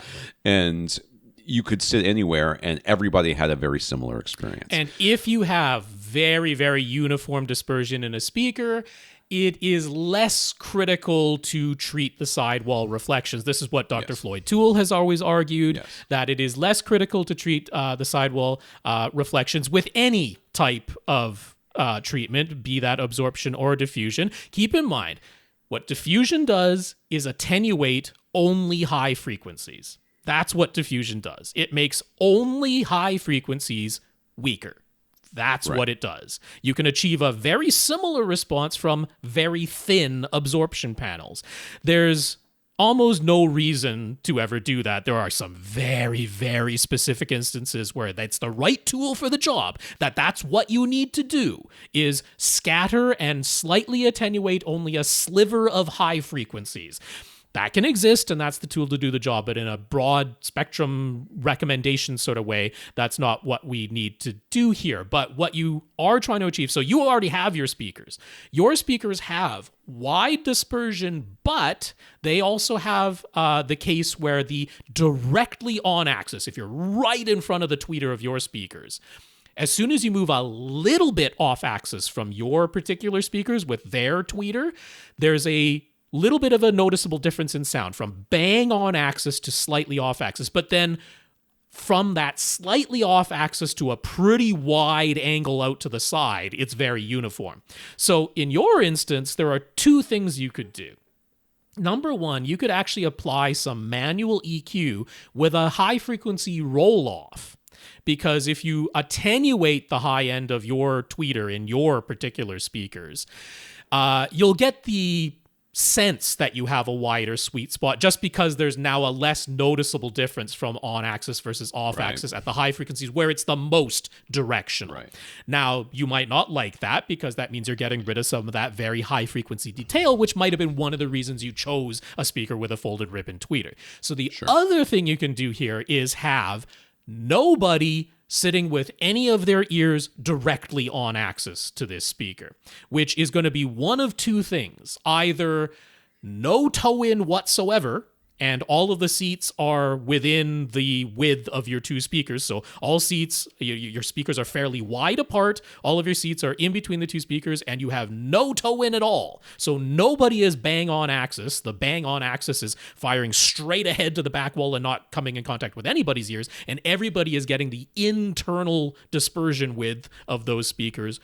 Or you heavily toe in the speakers, which you can do, this cross-firing approach, where the bang-on-axis sound is now going to the opposite wall, right? So the front left speaker, its bang-on-axis sound is going to the right side wall, and now everybody in those seats is on the outer wide portion of that cone of dispersion. But again, nobody is getting the bang on axis sound. Now, here's where, depending on the acoustics of your room, you might notice some difference, because if you do the no toe in whatsoever, then everybody is going to get a fairly strong first reflection from the closest side wall to that speaker.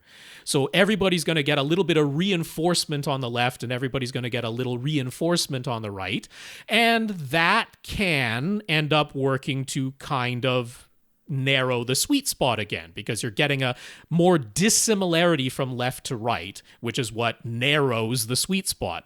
It's a little bit unintuitive, but that's what's happening there. Whereas if you do the crossfire approach, the heavy toe in, well, now you're actually getting where the reflection is farther away, because the bang on axis is the opposite wall. So just by virtue of distance, some energy lost from that reflection, you're getting less of that effect, and the counter wave that you're getting, the reflected wave that you're getting, is on the opposite side of the room to the speaker. Right. So you're kind of getting more even response across everybody's ears, and that widens the sweet spot.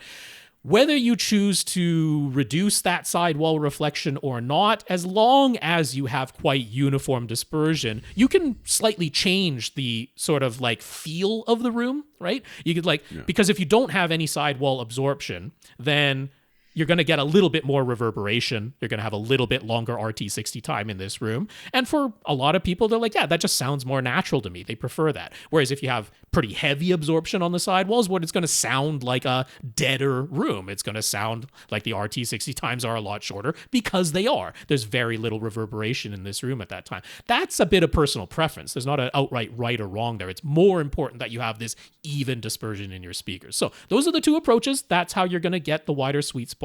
Experiment with all of them. It's free to do. You're going to find the best results there. But I certainly don't agree with the narrow dispersion for a wide sweet spot. That's definitely not right. That doesn't make any sense whatsoever. The constant directivity, that's true, but you don't really have that choice when you've already chosen your speakers and they don't naturally have that.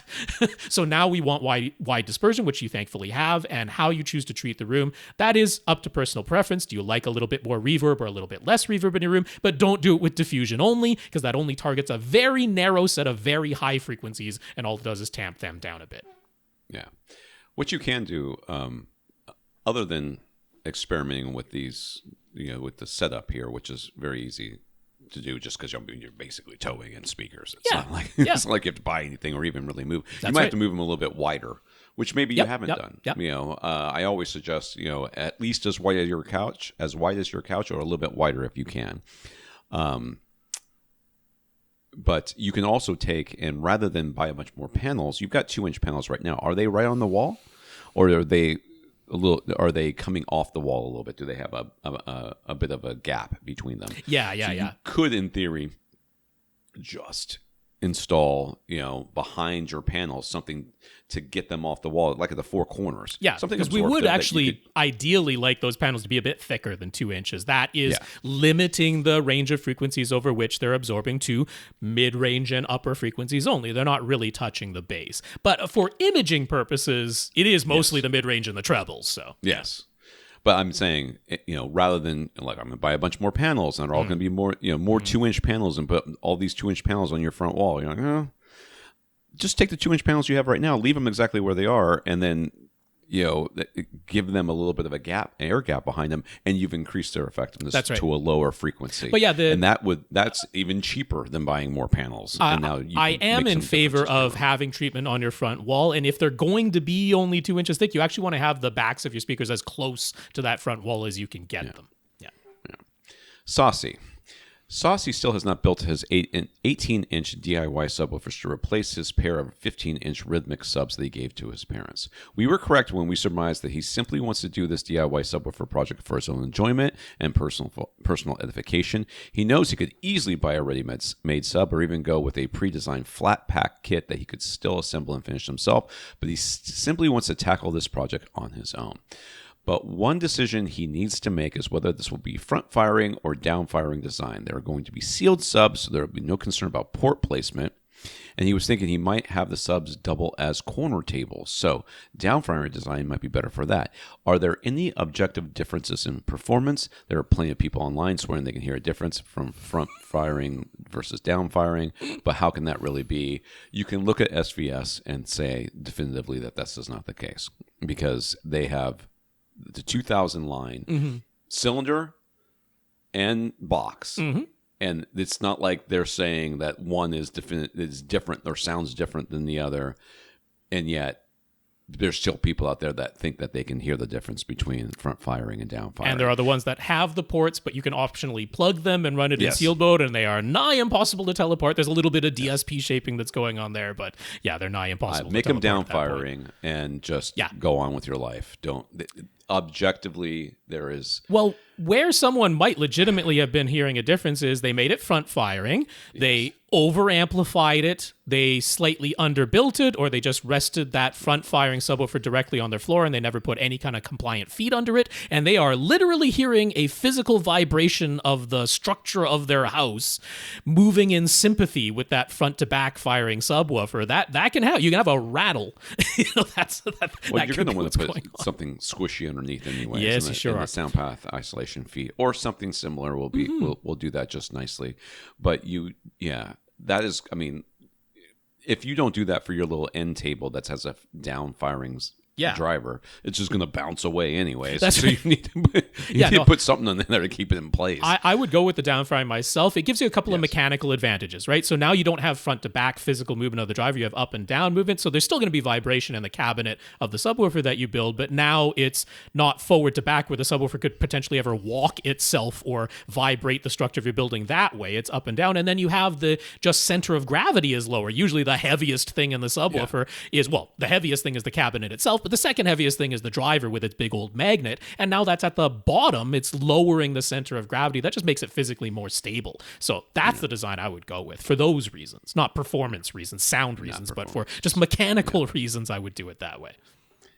Jay, back in late 2016, Jay bought his pair of GoldenEar Triton 2 Plus tower speakers. Since then, they've really only been in use for a couple of years, and they basically still look like they're in perfect condition. He upgraded to a pair of GoldenEar reference tower speakers, and the Triton 2 towers have gone unused ever since then. He doesn't have anywhere he can deploy them, so unless he gifts them to one of his kids in a few years, they're just taking up space and going completely unused. So he went ahead and put them up for sale on a couple of different sites. He got a couple of low ball offers right away, but he rejected those. He originally paid 4,000 Canadian for them, and now he's had an offer for two for around $2,000 Canadian. Is that as good as we think it's ever going to get? Do we think he should accept or make it a sale at $2,000? With GoldenEar recently having been sold to the parent company Paradigm and their entire Triton series having been discontinued now, with GoldenEar putting them on clearance, is there any chance they'll become like a collector's item where people prize them once they become rare or hard to find, or will be more like a run-of-the-mill car where they just continue to depreciate, and then once it becomes next to impossible to find replacement part, it's probably best to just avoid buying them on the used market. We don't have any insight onto this. No. I mean, we can't possibly know. All it takes is one post on Reddit or some forum where somebody gushes poetic about them, and then all of a sudden they'll become hot for 6 months. If that ever happens, if ever you see somebody waxing poetic about them and just becoming and getting a lot of traction as far as the comments and stuff, you should immediately and unequivocally sell them that moment. That's pretty hard to predict, though. We have no idea. Yeah. I will say that this idea that, I've got this used thing and it's sitting here and it's unused and therefore it's still basically new. It is. Things can go wrong in these speakers without ever having been used. In fact, it is better to use them than to not use them. Having them sit unopened in box is not like preserving them for all time. They will age, and the components age, the spiders age, the surrounds age.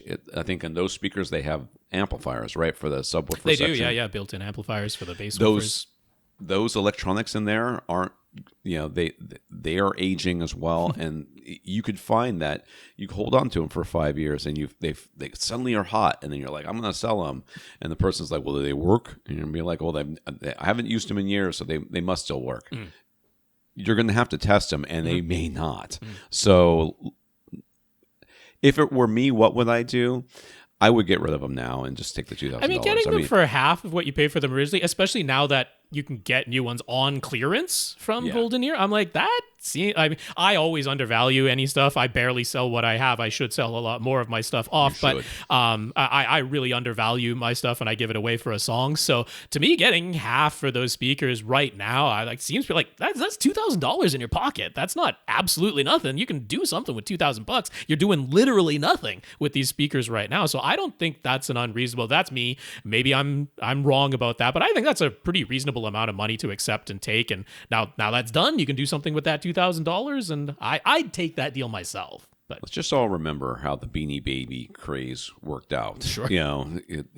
We can hold on to something thinking that that it is hot and therefore it will always be hot. That is not the case. I'm not. You can hold on to something and hoping that it will get hot, and it may never happen. So it's up to you. Like, there are so many speakers in the world that it's tough for me to be like, unless it was, like sometimes there's certain Bowers and Wilkins speakers where I'm like, well, maybe they will just because they are known as being the speakers that were used in a particular recording studio, right? And for that reason, there's going to be some little crowd. The ones that look like eggshell or snail shells. Conch shells, yeah. Something like that. But like the GoldenEar ones, it's like, I know there's going to be some fan base out there. There's a fan base for everything out there. But I'm like, it's tough for me to think that, because these weren't the flagship. It's like very often it's the flagship if it's anything that's going to become the sort of coveted one. So I'm like, this is $2,000 in your pocket. I'd take it. Yeah. Dane. A while ago, Dane got on board with our suggestion to get a 98-inch flat panel TV rather than upgrading his projectors on his existing 105-inch screen. He was already happy with his field of view sitting 12 feet away, so he figured that with the TV on the stand, it would be fairly easy to achieve that same field of view. Mm-hmm. He set himself a fairly strict budget, though, so at the time we said the TCL QM751 model would probably be the best he could get for the amount he was willing to spend, but he never actually pulled the trigger. And now there are all these Super Bowl sales, and with $3,000 he's willing to spend, some of the higher series models are now within striking distance.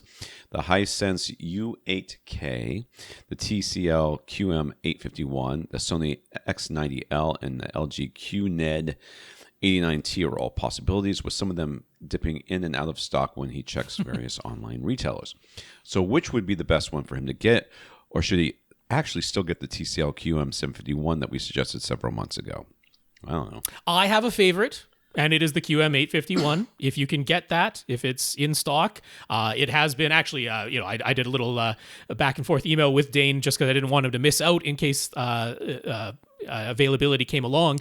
So he spoke with the folks over at Value Electronics, and they're like, oh, that QM851, it is a discontinued model now. They announced what's going to be coming out at CES to replace it. It's not that there's not going to be another great 98-inch TV from TCL, but they have discontinued specifically the QM851 at this point. So they're not manufacturing more. They're not expecting to restock that one. But that is my favorite out of this bunch. It has the most local dimming zones out of any of them. It's got the highest contrast. It's got really good processing. It's got quite good accuracy from TCL. TCL versus Hisense. Overall, TCL has been a little bit better on the customer service, on the reliability track. There's been a few more complaints when it comes to Hisense. The Hisense is in no way like a bad performing TV, but there's a little bit in the back of the mind that they're a little bit less reliable at this stage of things.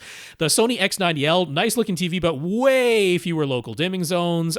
Sony, I like that they err on the side of retaining shadow detail, but in order to do it, it means they raise the black level. It is not inky black. And then the LG QNET is just, it's not good. I just don't like I don't like their LCD TVs. Pretty much full stop. Even though, yes, they are using the VA panels at the 98-inch size because they don't manufacture anything at that size themselves. But yeah, just overall, I don't like their LCD TVs. So yes, I would take the QM851 from TCL if that is available. The 751, I still am impressed with it for the price. If you're just like, whoa, look at how much money I'm saving. I wouldn't save a bunch of money. Yeah. I wouldn't say no to a 751, but if you're okay, I mean, the 851, it just does have like 4 times the dimming zones. That does help when it comes to things like blooming. So yeah, if you can get it, get the QM851 from TCL. Stefan is strongly considering going the DIY route for his acoustically transparent projection screen. Do we have any strong opinions on whether we think that's a good idea or not? I don't think it's a good idea. That's because I mostly know that if I went the DIY route, it would look terrible. But I mean, I'm assuming you're better than me, and I'm okay with admitting that. So maybe? Because there is the thing of I will say that you are unlikely to save any money. Yeah, there is the thing of like dollar for dollar, you can get what I consider to be a slightly better acoustically transparent material if you go DIY versus, you're spending the exact same amount of money. But you can, from Silver Ticket, get their woven acoustically transparent screen with their frame, which, it's not the highest end frame that exists, but it's what I really care about with a projection screen, and especially an acoustically transparent projection screen, is no wrinkles, very even tension around that entire screen. You can get a screen that has no wrinkles, that has considerably uneven tension. And it's like, we are talking about a woven material that the sound has to get through. I want even spacing of the little teeny tiny holes in this screen. I definitely want no wrinkles. And when you are stapling the material to the frame that you constructed yourself, it is easy to get wrinkles and sometimes very difficult to get rid of wrinkles when you're attaching it yourself. So I'm like, okay, I grant you, I don't personally think that the Silver Ticket woven acoustic transparent screen is literally the best projection screen that's out there, but it ain't bad. It ain't bad at all. If it's all about money, I'm like, I'd really strongly consider a Silver Ticket acoustic transparent screen. It's a nice frame. It's a very decent material, and the price is remarkably affordable. So if he does end up making his own screen against our suggestions, do we have any suggestions for guides on the best way to build the frame and attach the material? And which acoustic, if you don't already know how you're going to build the frame and attach the material, that is not inspiring confidence. It's a dead giveaway. Maybe you just go get that Silver Ticket. You're already on my side of the line of ability to do this thing. So not that I'm saying that you shouldn't, challenge yourself to learn a new skill. But maybe not start with this. Mm-hmm. Which acoustically transparent screen material fabric would be the best for him to buy? He's heard that some materials are best used with the fabric tilted on an angle. I've not heard that, but I'm sure that to avoid moire, right? You got the little holes and you got the little strands of the woven material. So if they are directly up and down and side to side, 90-degree angles, you can get moire. Yeah. So then to combat that, you have to buy a considerably bigger piece than the finished screen size. So any advice on that front? Yeah, don't do this. I'm kind of leaning that way. You got the affordable alternative with the pre-made Silver Ticket screen, and I am kind of leaning there. So I'll have a link to a YouTube video where I like the type of frame that he built. It was just using 1 by to he actually went with like plywood pieces so that it is, you know, very, very straight and strong and doesn't have any bowing in it, because if you just get 1x2 lumber, it can definitely have imperfections in the lumber. So yeah, he sort of shredded down 1 inch thick, you know, or it might have been 1x4 type of thing, because yeah, it was wider thing. So yeah, that's probably it was a good one. Just sort of pocket screws to attach everything with some additional reinforcement, metal bars and that. And then I like the attachment method, just a cleat system that he put on the back for actually hanging the screen. Sorry, you might be hearing an announcement in the background because they're shutting down the water in my neighborhood, so they have to make the announcement. Make sure we aren't using our water in our building today.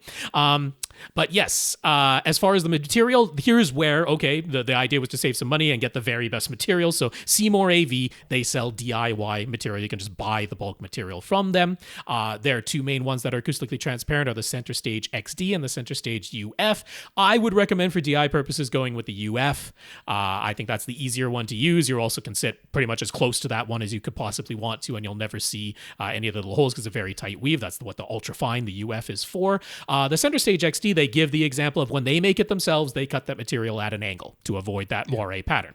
Now, they will cut it at an angle for you, so you can get exactly the right screen size, but there'll be like an additional $40, $50 charge versus if you just got the completely square 90-degree cut, because you do have to use more material to get that angled cut for you. But they think of that. That's an option that you can talk to them about if you want to go with the XD. But I would probably get the UF. They are perfectly fine with you attaching that just with staples, which is what the person in the video that I'm going to link to does with their screen material. But yeah, it's kind of difficult to make sure you get rid of every single last sprinkle, and I'd get the pre-made one in your case.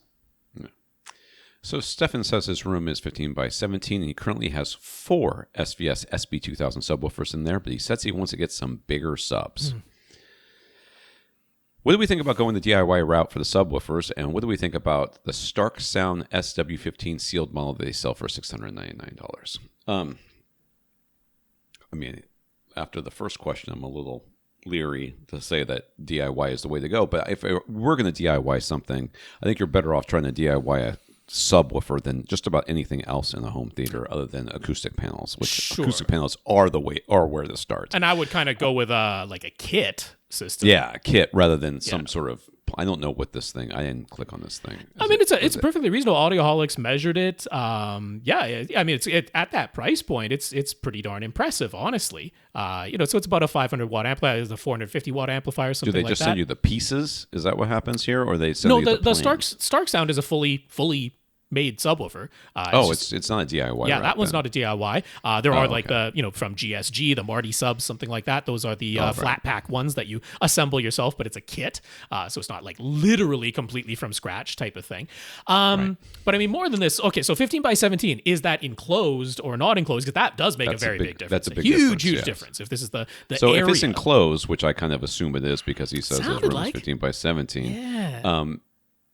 You're basically going to spend a bunch of money so that you can not turn your subwoofers up as loud as loud. Basically. I mean, what does bigger mean? Bigger just means louder, or it not even lower. Honestly, people think they want lower. Absolutely, people think they do, but usually what people want is either louder, or very often what they're wanting is tactility, right? They want that. I'm feeling it kick me in the chest. I'm feeling it rumble my guts. That happens at a considerably higher frequency than you are picturing. People think that the lower in frequency you go down into infrasonic frequencies, that's what makes you feel the bass. It isn't. It flat out isn't what makes you feel the bass. What makes you feel the bass is like 40 to 60 hertz. It's the fundamental of the kick drum. That's what makes you feel the bass tactile wise.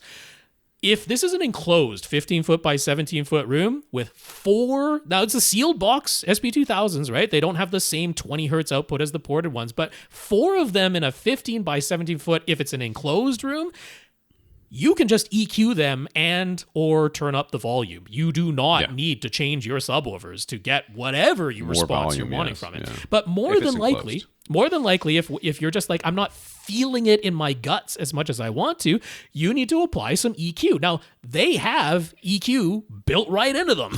you can even if you don't have the ability to manually EQ in your AV receiver, you can do it on the subwoofers themselves. And it's in the frequency range that A lot of people are not anticipating. It's not down below 20 hertz. It's 40 to 60 hertz. Try giving yourself a hump in your EQ from 40 to 60 hertz. That's what's going to give you the boost the entire low end of that thing, or just turn the whole thing up. Yep. That'll do the I can't imagine when he says he wants bigger subs in a 15 by 17 foot room that it's anything other than I want to feel them more. And there is headroom to spare in your 4 SB2000 subwoofers in a 15 by 17 There's foot headroom room. to spare in your 2. So let's go with that. You don't really need 4, but whatever. Yeah, I've linked up a couple articles for AV Gadgets, including talk about infrasonic, about why if getting a bigger subwoofer in a smaller room doesn't really do you anything for you, and how and a talk about bass you can feel, that kick in the chest part. So you'll get some re-material. That said, if you were buying from scratch and you were looking at those Stark Sound SW15s, I got no problem getting those subs. They have a fairly limited frequency range. They don't go particularly high. In fact, they're rolling off before 80 hertz on the upper end, and they are a sealed design, so they're rolling off well before 20 hertz on the lower end. So they're a fairly hilly looking design, but they have some DSP in them for protection and a little bit of shaping to them. I have no problem with them, but you're not going to get wildly different results in your room having those instead of your SB2000s. Just add some EQ to give you actually a more of a hilly looking response in your SB2000s instead of ruler flat, or even gradually going up towards as you go lower and lower in frequency. What you're looking for when you say you want bigger subs is a hump in the 40 to 60 hertz region. Oh my God, it says frequent response is 14 hertz to 240 hertz. I mean, they're moving. There's movement.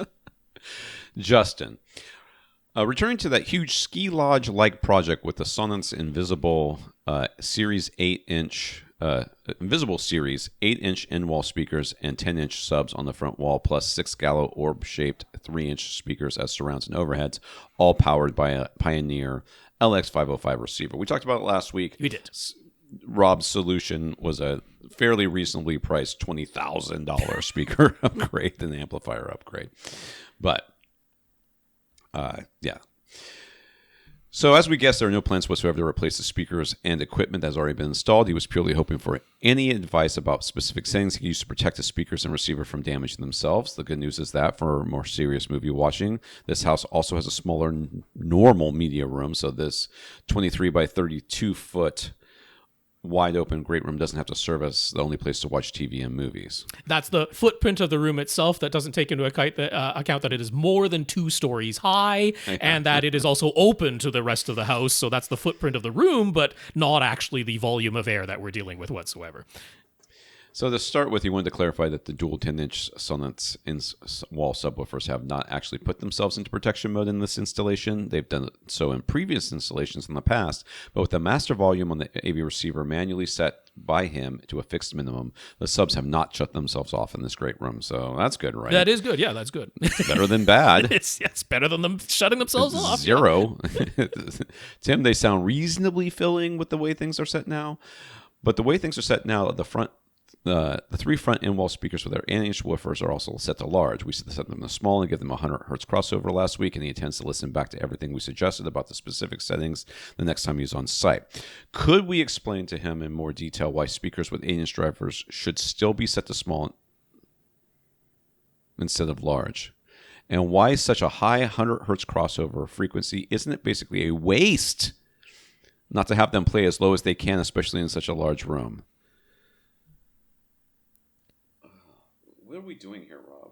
Well, no, he's a new listener. He has said he is not an audio guy. This is a completely normal question to think of. Yes, I'm just okay. And this is a different reason for setting them to small than most spaces, because this is, while technically speaking, this is still a quote-unquote small acoustic space because the dimensions are not exceeding 50 feet in every direction. It's not actually an auditorium, but we're closer to this getting to a scenario where, so I'll just say, our normal reason for saying to set most speakers to small in most typical household rooms is because in most typical household rooms, you are never actually hearing the bass sound waves that went straight from the speaker to your ears. Those sound waves are just too long in a typical bedroom, a typical living room. You are only ever hearing reflected sound in most household rooms.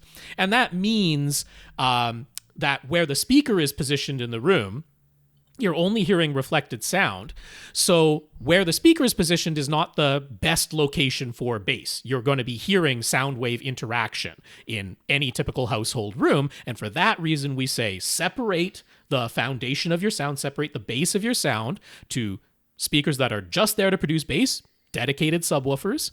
We're going to position them, at least 2 of them, hopefully 4 of them, across the room from each other so that you get this nice uniform bass as your foundation. And then we can have the speakers with their nice imaging, their directional sound, layered on top of that. Now, in a gigantic room like you're dealing with, the speakers themselves could play to a lower frequency, and you're not likely to run into too many sound waves doubling up, canceling themselves out because of the reflections of the room, because the distances in the room that you're dealing with in this scenario are getting quite large. So you're getting down to quite long wavelengths before you're running into these mode issues inside of the room. Standing waves. You're not having very many standing waves at higher frequencies. But our reason in this instance for suggesting that you still set the in-wall speakers to small and give them a reasonably high crossover frequency was actually because you're using the AV receiver to power them. Bass frequencies require more current. They require more wattage. They require more power to move the driver farther in and out than for higher frequencies to get the same sound pressure level being generated. And you just don't have the headroom in the amplifiers that are built into that Pioneer receiver to deal with maximum current and maximum wattage. In this instance, my reason for saying to set these speakers to small, I would still set them to small no matter what, but why I was suggesting a maybe higher crossover frequency than you might have thought of, that was mainly in this instance to get the most output from the amplifier that you had on available to you, because they're not planning to purchase anything in addition to what's already there. So it is a slightly different explanation from normal in this particular instance. Still the same recommendation, but for a different reason. Yeah, I would never have them set to large, because large would actually be having those speakers play all the way down to 20 hertz, and those speakers can't. They cannot play all the way down to 20 hertz. So it means you're either missing some sound that was in the signal, or you're going to really run into the limits of the speakers and the amplifiers trying to get them to play that low. So I would always have to set this small, but I could legitimately see, like, if you had the amplifier power and the speaker headroom, the output capabilities available to you, then I might say, oh yeah, I'd still set them to small, but they could use a 60 hertz or a 40 hertz crossover. That's not out of the question in a room this size. But I'm saying set them to a higher crossover frequency in this instance because you're gonna be able to use the limited amplifier power that you have on hand for the frequencies where it matters most from the speakers, and you're going to offload the bass to the subwoofers. That's the explanation in this case. In this case, yeah. We've talked about like blending, earlier in this podcast, we talked about blending the crossover and talking and listening to sweeps and stuff like that. In this case, and it's funny, a lot of times you end up with the same recommendations regardless, but get there in different ways. Sure. So it's still the same recommendation, which is your main speakers are always set to small. Yeah. And because almost no speakers are actually what we consider to be large, or what your AV receiver considers to be large. Mm-hmm. A large speaker for AV receiver can play from 20 hertz all the way up to 20 kilohertz. Mm-hmm. Okay. Almost no speakers can do this. Okay, and even when they can do this, what we really want them to do is not play that low, because those last couple of, it's not that many frequencies, really. Think about it. Oh, it's a waste. I'm going to be wasting my money. First of all, it's not your money. Let's start with that. Second of all, you're playing from 100 hertz all the way up to 20,000 hertz, and you're missing from 100 hertz down to 20 hertz. You're missing 80 frequencies. No, but I mean, it's also every doubling of frequency is an octave. So we are talking, 2 octaves, right? Yeah. We're missing 2 octaves at the bottom end, but the speakers were not playing those last 2 octaves anyway. They weren't doing certainly not the last octave. Maybe they could play. Maybe those speakers can probably play down to around 45 hertz. That's not unreasonable to think. But yeah, that in this case, it's mostly about the amplifier. Now protection. if somehow you're able to convince this client, because I mean, you're worried about protecting the equipment, you're worried about trying to get, we're going to get into this in more detail, but trying to get as much volume out of the system as you can.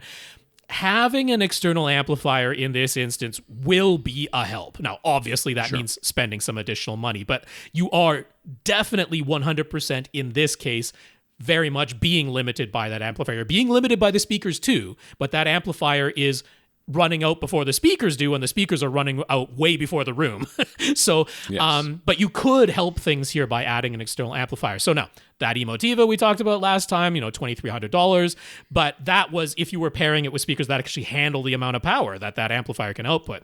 These speakers, the Sonets were topping out at 160, the Gallo speakers are topping out at, 60, honestly, but they say maybe as much as 120. So you could get your clients to look at an Outlaw Audio Model 7000, the 7-channel amplifier from Outlaw. It is less expensive than the Emotiva. It will help you in everything you're wanting to do in this room. And then I wouldn't be opposed to you setting the crossover frequency lower than 100 hertz for those front speakers. They can do that. You would have the amplifier power available to you. Now, I would still probably choose 80, but maybe it's 60, something like that, if you're just happier with that, if the clients are happier with that. I'm going to be... But it's not that I disagree with what Rob is saying, because I rarely disagree with what Rob is saying, but this is one of those instances where technically nothing has caught on fire yet. Right. So, and I would be hesitant to start, trying to eke a little bit more performance out of a thing that really you're right on the cusp of things going horribly awry. That Pioneer really, it is clamping down. Thankfully, you chose a receiver that does quite a good job of protecting itself, but it is clamping down on if you the power add an that's external available. amplifier to the situation and you don't upgrade anything else, the chances of something, I'm surprised nothing terrible has happened anyways. This is an installation that he's doing, right? Or he's working on. And that installation, he's stumbled into a combination that, while not optimal, it's certainly not, nothing's exploded. Nothing has broken. But if you start trying to push the level of performance in here, in my opinion, especially if you're going to be on the line if anything goes wrong, I would not. I'd be like, listen, client, you are more likely to break a speaker from the amplifier clipping than you are from having the actual amount of wattage that the speaker can handle. So that's why I'm like, the Outlaw actually matches really nicely to the wattage capabilities of your speakers. You'd be able to get every last decibel out of those speakers that they can. That's where I'm coming at from that. Yeah, and I'm saying don't do it. Because I'm afraid. Stay safe. I'm afraid that somebody lied somewhere, that you'll get some weird peak or impedance dip and something terrible will happen. And then you'll be coming back to us saying, oh my God, I was out all this money because I had to replace this gear. I would tell, this is what, I say this when I'm working on bikes all the time. I'm like, listen, I can either do it right or I can not do it at all. So right now, nothing's not working. Everything is working. Right. So if you want it to keep working the way it is, I will leave it alone. But if you want it to work a little bit better, it's going to work all the way better. It's not, I can't, they're asking you, or at least you're asking us, to help you do a bad job, is what it comes down to. Well, a suboptimal job. Yeah. Yeah. Well, it's a bad job, a suboptimal job. Like I go to a heart surgeon and I get a suboptimal heart surgery. Sure. That was a bad heart surgery. Okay. It needs to be right, or it needs to be not done at all. That's my opinion, and you can take that or not. And because we ask this of people all the time. We go to the mechanic, we're like, oh, just fix the one thing that I know is wrong with the car, and they're like, listen, there's a bunch of stuff wrong with this car, and if you don't fix it, it's me fixing this one thing is not going to make any difference for you. This is the same situation here. You trying to add just an amplifier that's to this existing system, which is on the verge of, like, I can't believe it hasn't broken. Right, yeah. No matter what protections are in place, Yeah. in these speakers or in the subwoofers or in the amplifiers or in the receivers. Manually setting the maximum volume level is the number one thing that's protecting this system. Yeah. And if you do something, you try to just tweak it a little bit, you run the risk of everything going hysterically awry. At least I will think it's hysterical. You will not be as amused. So his main concern when it comes to potential damage are those 3-inch gallo orb-shaped speakers. The Sonance in-wall speakers actually mention they have driver protection built in with poly switches that automatically engage when the speaker's maximum volume limit is reached and self-reset after the levels are safe again. So he's much less worried about those. I would still be very worried about those. Sure. Yeah, Okay, you don't those want to be protection engaging systems- that switch on a frequent basis. That's not a That's good right. sign. Yeah. Those switches are meant to have to be engaged a couple of times and then turn the volume down because they're not meant to be relied upon. It's like saying, constantly. this piece of equipment is okay because I've blown the fuse on it a dozen times. And it's like, well, that's not a great sign. It's like, okay, thankfully you replace the fuse and you can get it functioning again, but it's not great that you're frequently blowing the fuse. So, yeah. But he would like to get every last drop of performance out of those gallo orb-shaped speakers without any risk of damage to them. Yeah, you're doing it already. You're already doing that. They're little guys. It would be nice if each channel in the AV receiver could be set to a specific speaker profile, and each speaker manufacturer could supply a standardized file. And it'd be nice if somebody came to my house and fixed it for me for free, but it's not going to happen. But since this is what he's working with, he thinks those gallows are small but mighty in sound for their size, but they don't have any sort of built-in protection like the Sonance speakers do. So is setting them to small and giving them the 100 hertz crossover that Gallo recommends as much as he can do to protect them, and will that be enough? I don't know how they're not already broken. Okay, because he set the master volume level to a maximum volume. The fact that he set that volume level and it happens to be okay is hilarious to me. I'm just like, wow, man, I wish I was that lucky because I definitely would have blown this place up like immediately. Immediately, I would have broken at least one channel of something, either the receiver or the speaker or both. I would have immediately done it. So. I mean, this is a don't touch it if it's not broken situation in my mind. Like, either fix the whole thing or don't fix anything. Just leave it alone. You are playing with fire, son. Yeah, in this case, I would have to agree. Like just reliable function does matter more than I got one more decibel out of this thing. Yeah, I have to agree with Tom on that front. Yeah, if it's not broken right now, I would leave well enough alone. You are getting the maximum. Just tell your clients and yourself there. You are getting the maximum. The fact that they are playing at all and you can hear them from the distances that they're at is amazing to me. So you are doing it. You're already there.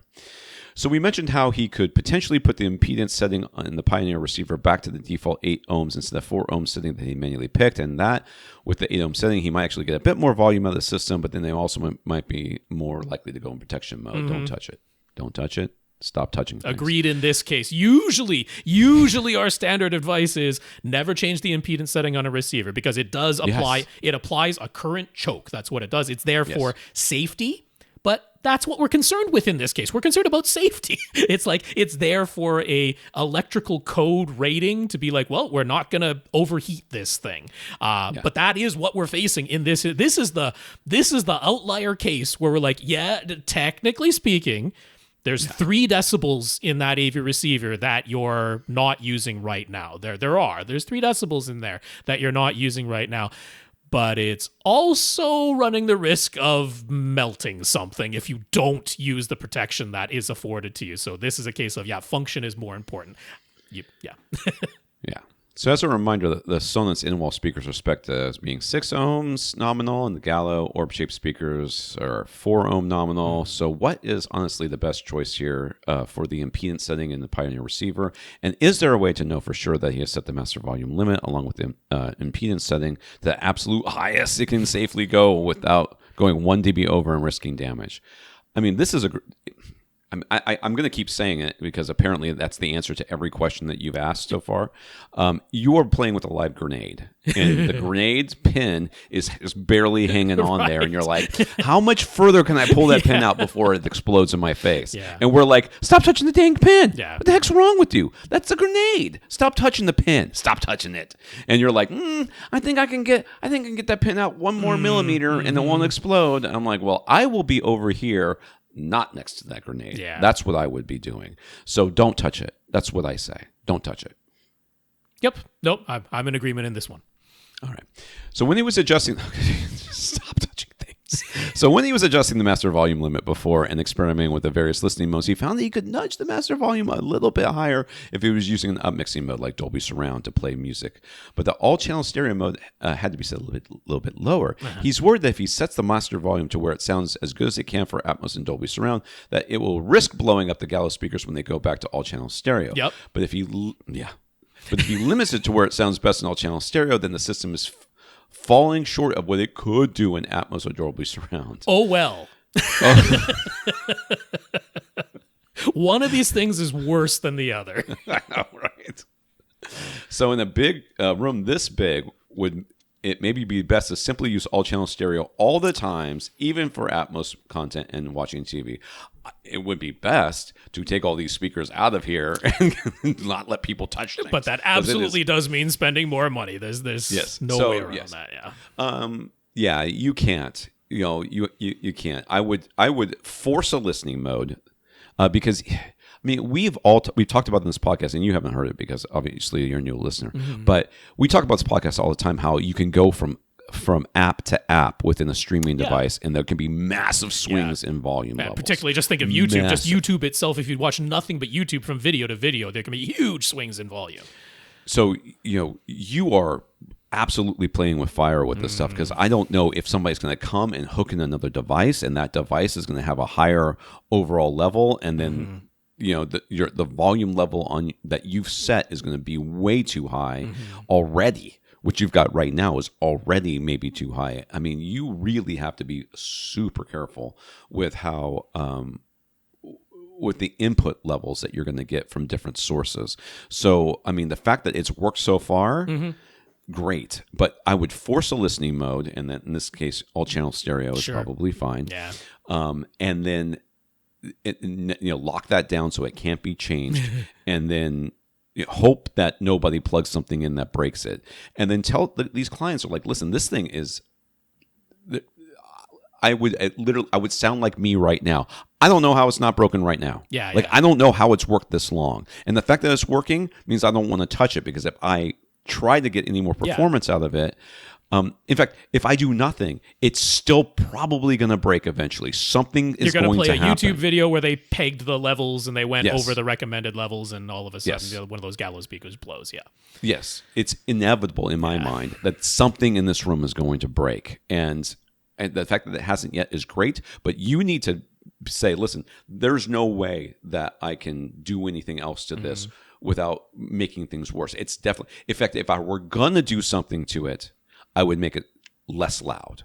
Right. Yeah. That would be the safer thing to do. Yeah. Yeah. The safest thing to do is to make this so that it is almost inaudible to the human ear.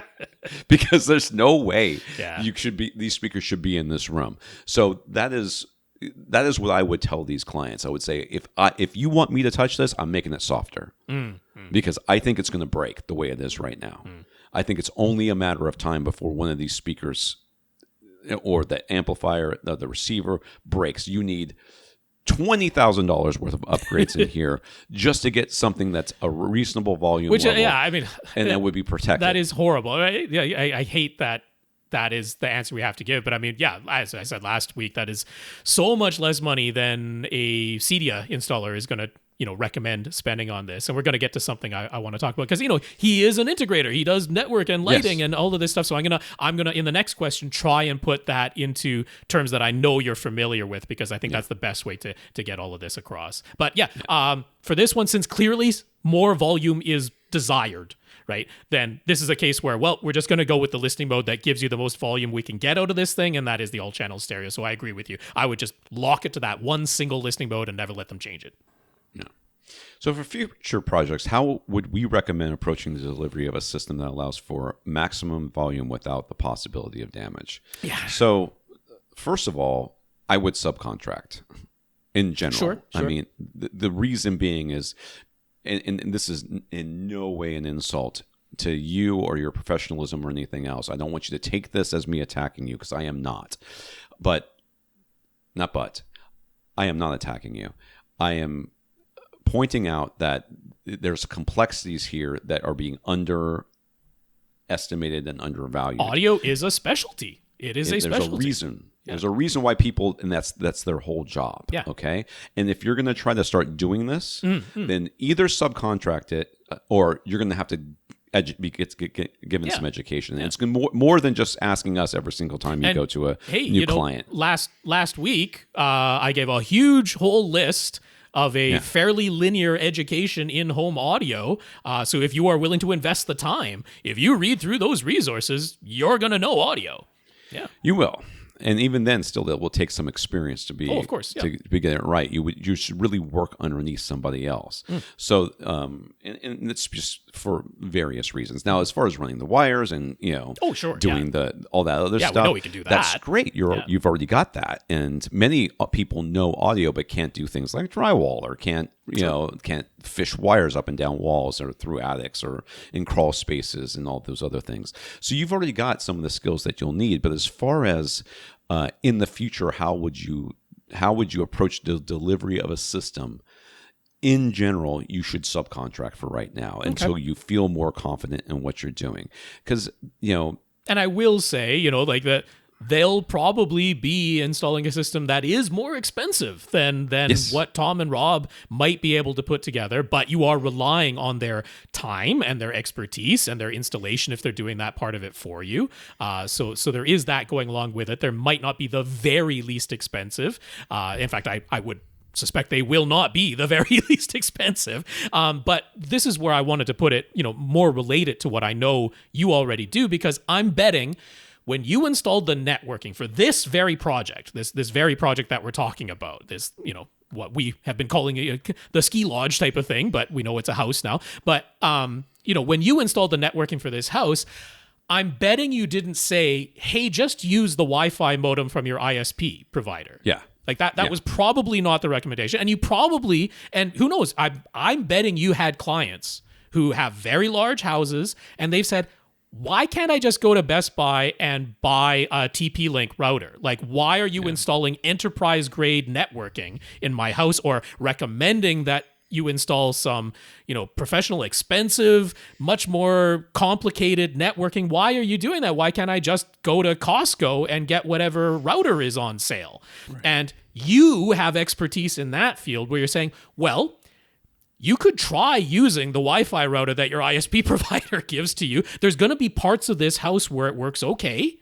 There's going to be parts of this house where it doesn't work at all. And there's going to be parts where it's really annoying because it works a little bit and then it doesn't, or it's really slow or whatever, unreliable. And you could go to Best Buy or Costco and maybe cobble together a system that functions in here. But you're going to run into, well, now I have multiple things that I need to reset when there is some kind of network issue, and I'm relying on a mesh Wi-Fi thing that wasn't really dedicated to being that, and I haven't run any hard wires. Like, the networking side of things, and I'm betting when someone comes to you and hires you to put a network in a large open house like this, that you're not saying, just get the cheapest single already provided by our ISP solution. I've got way better solutions that they cost more, but they are more reliable. They are functional, if not 100% of the time. Like, I know how to reset it. I know how to keep this thing up and running. That's the expertise that you're providing. And then you're flipping around and saying, well, sounds okay to me with these speakers. Like, well, why do I need to spend more? Why do I need to do more? Can I just protect what's going on here? Well, why can't you just use the router from Best Buy? It's very much along the same lines. Put it in the middle of the house. How hard is that? Put it in the attic. It's going to cover everything, right? So that's where we're coming at from here. It's like, if you want to deliver a kick butt audio system in a room this size, there is a greater expense to it than what has been installed in this particular installation. So moving forward, it's there must be a way that you relate. Like, why they come in and they said, I only want 5 light bulbs in this room, and you're like, well, that's insane. But they're like, that's what I want. And you're like, okay. And they're like, but I still want it to dim and I still want zone lighting. So can't each light be its own individual zone? And then can't I have dimming on it? Like, well, I can. And like, and I already have a Philips Hue bridge. So can I just use that? And you're like, well, you can. And it's like, it's not going to be pitch black in here. And then like, you know what it turns out?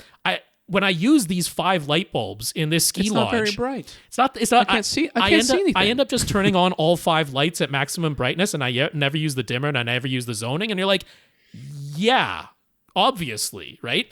It's very much akin to that with what's been installed audio-wise here. Like, it's not pitch black. There's sound.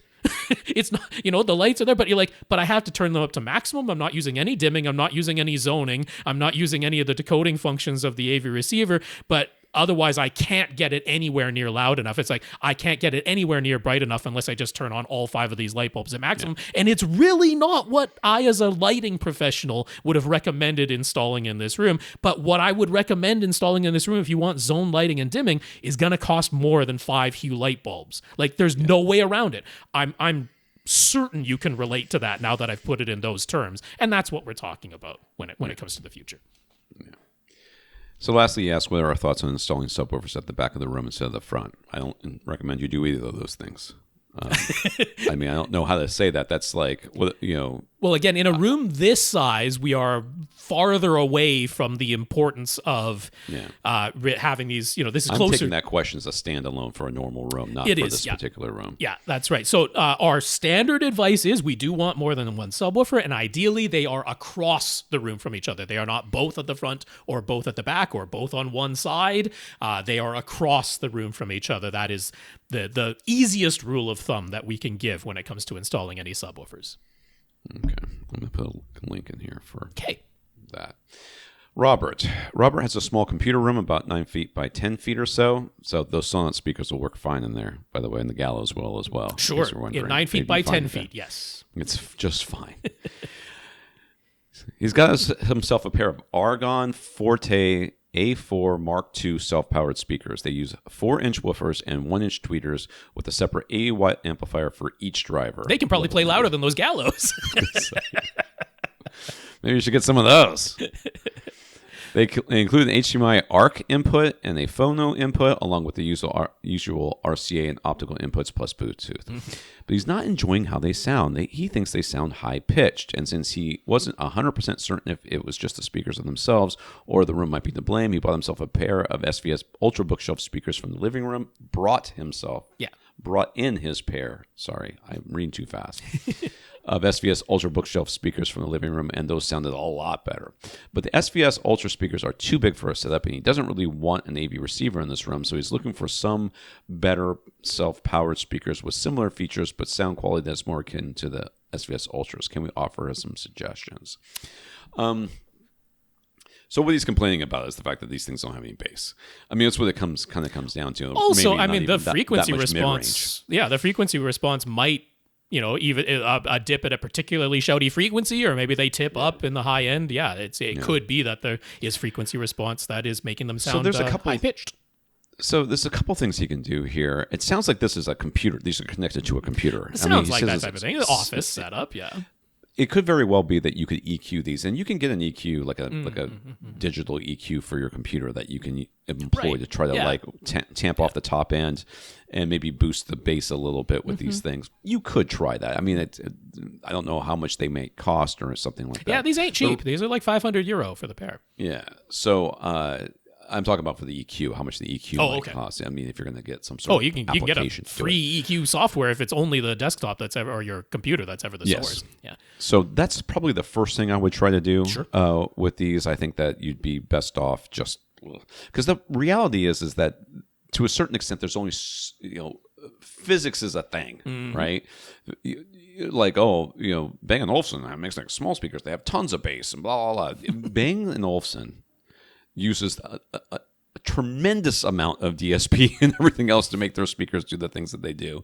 And they sound good, but they're still not something we ever recommend because they're not necessarily linear. They have a sound that they are going for.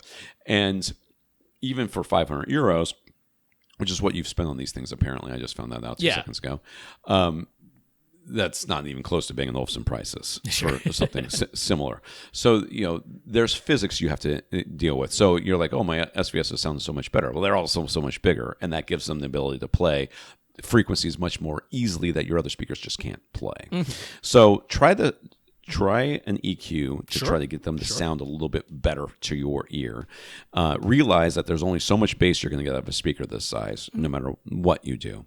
And then you can, if you still aren't happy, then you can go with Rob's suggestion. Yep, one leapt to mind for sure because they're similarly priced. They have all those same features, including having an HDMI ARC input, which is not a given on all self-powered speakers. Yeah. These do use a larger woofer, a 5 1/4-inch woofer instead of the 4-inch woofer, so they are, of course, physically a little bit larger, but they're still nice and compact. And that is Kanto. Kanto, their Ren model in particular. The Ren is the one that has the HDMI ARC input on them. So yeah, the Kanto Ren, they are widely available across the entire world. They also have a whole bunch of nice color options as well, so you can find something that is going to look nice on your desktop. So they are physically a little bit larger than the ones that you have, but yeah, they're a top choice of mine right now when you want that self-powered pair of speakers that have HDMI ARC in them. There you go. Errol. A lot of content that Errol enjoys uses the old Dolby Pro Logic encoding, meaning that it's a 2-channel signal, but it's the left tonal and right tonal encoding that matrixed center and mono surround channels into the stereo encoding. He also did a fair amount of retro gaming with systems that were specifically encoded to work with Dolby Pro Logic and Dolby Pro Logic 2. His old Devon receiver finally died and he replaced it with an X1700H. He is using a conventional 5.1 speaker configuration and has zero intention or interest in changing that. But to his display, none of his Dolby Pro Logic content sounds right anymore. In fact, he thinks they sound pretty dreadful. And as we are no doubt aware, the only option for upmixing those 2-channel mixes on the Dolby side of things is Dolby Surround Upmixer, and for whatever reason is producing a ton of crosstalk and smearing of dialogue and music between the speakers and strange artifacts in the surrounds with inaccurate placement for specific sound effects that were particularly noticeable in a bad way for those Dolby Pro Logic 2 games that he likes to play. He did try using the DTS Neural X Upmixer instead, and while they did a better job as far as the cross-talk and smearing goes, it basically just kept all the sound up front. And Dolby Pro Logic 2 games do not have the precise steering in the surround channels that he knows they are capable of. So, do we have any suggestions for settings or a workaround? Is the only solution to go back to a considerably older receiver that still has the Dolby Pro Logic and Dolby Pro Logic 2 decoding? He'd rather not, because he does not have an Apple TV. He does have an Apple TV 4K and Ultra HD Blu-ray player and modern gaming systems too. So it would be nice to have fairly current HDMI ports. So any ideas? I do not. Yeah. So I can't say I've had enough experience with those old like actually encoded in Dolby Pro Logic things to have come across the same experience. And I haven't been using a GameCube or a Wii as a gaming system on my full-fledged system in a long time. So I haven't noticed that Dolby Pro Logic 2 steering being poor when using the newer Dolby Surround Upmixer that comes along with modern Atmos AV receivers. Now, as far as we know, because you'll notice on your Denon's remote control for the listening modes that they still have the movie, music, and game buttons on there. And in the old days, those really did make a difference, right? Like the music mode upmixing in Dolby Pro Logic 2 really did sound different from the movie mode and really did sound different from the game mode. And as far as we're aware with Dolby Surround Upmixer and DTS Neural X Upmixer, it makes no difference anymore whether you press the movie mode to engage the upmixer or the music listening mode button or the game mode button. But it is obviously free and quite easy for you to try. If anything is going to work here, it'll be that game mode button. If you try engaging the Dolby Surround Upmixer by using the game mode button on your remote, at least give that a try. Because yeah, in the old days there were differences, and as far as we're aware, there aren't differences anymore. But hey, why not give it a try before you completely give up on this AV receiver?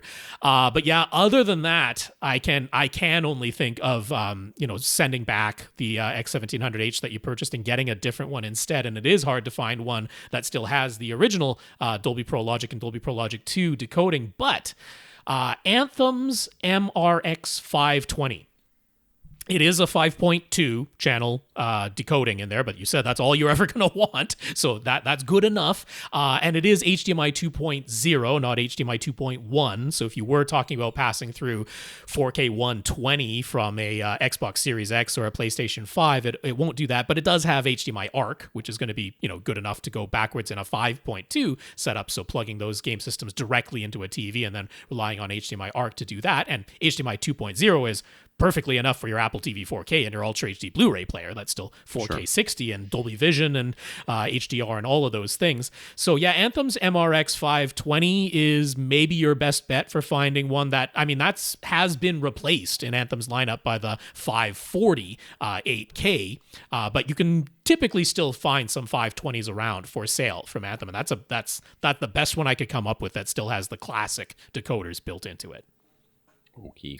I think we're done. I've got to get going here, so. Yeah. You got to get going? Yeah. All right, well, I was going to try to go to another couple of questions. Well, I also have to get going. We're 2 hours and 20 minutes, so we are good to go here. We got Tony on our list, which is a very interesting question, so I'm looking forward to getting that one. Sasi, I put on the list again just because it was completely new questions and came much later in the week versus what was left over from last week. And Carl had a quick question as well, which I did email him back because it might be a quick purchasing decision, and it was a very quick answer. So there we go. Those are on the list for next week. All right. If you want your question answered, all you have to do is ask us by emailing us at question@avrant.com. Thank our listeners of the week. We thank Dane for going to avrant.com, clicking on the Buy Us a Cup of Coffee link, and sending us a PayPal donation, as well as our 133 patrons over at patreon.com. That is right. Dane, thanks you so much for that PayPal donation. And patreon.com/AVRant podcast is where you can go to sign up to make an automatic monthly donation. So our big thanks to our 133 patrons over there. I want to thank Josh for sending me a gift card for Paramount Plus, which I have not used yet, and John for sending a movie code for us to test that was U.S. only. I tested it during the podcast, and it works. Hooray. So you're safe to use it. Thank you, Josh. Thank you, John.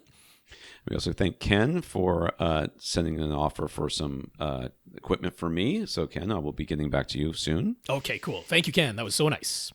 And notes of gratitude from Jay, Dane, Josh, Justin, Robert, and Sasi. Thank you for thanking us. Yeah, thank you from my lips to say to Jay and Dane and Josh and Justin and Robert and Sasi. Thank you so much for those notes of gratitude and encouragement. They are really, really appreciated. And a big, big thank you to everybody who continues to listen and send in your questions.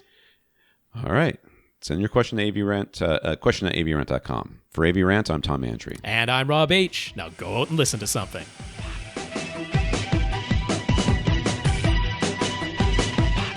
Want your question answered? Send it to question@avrant.com.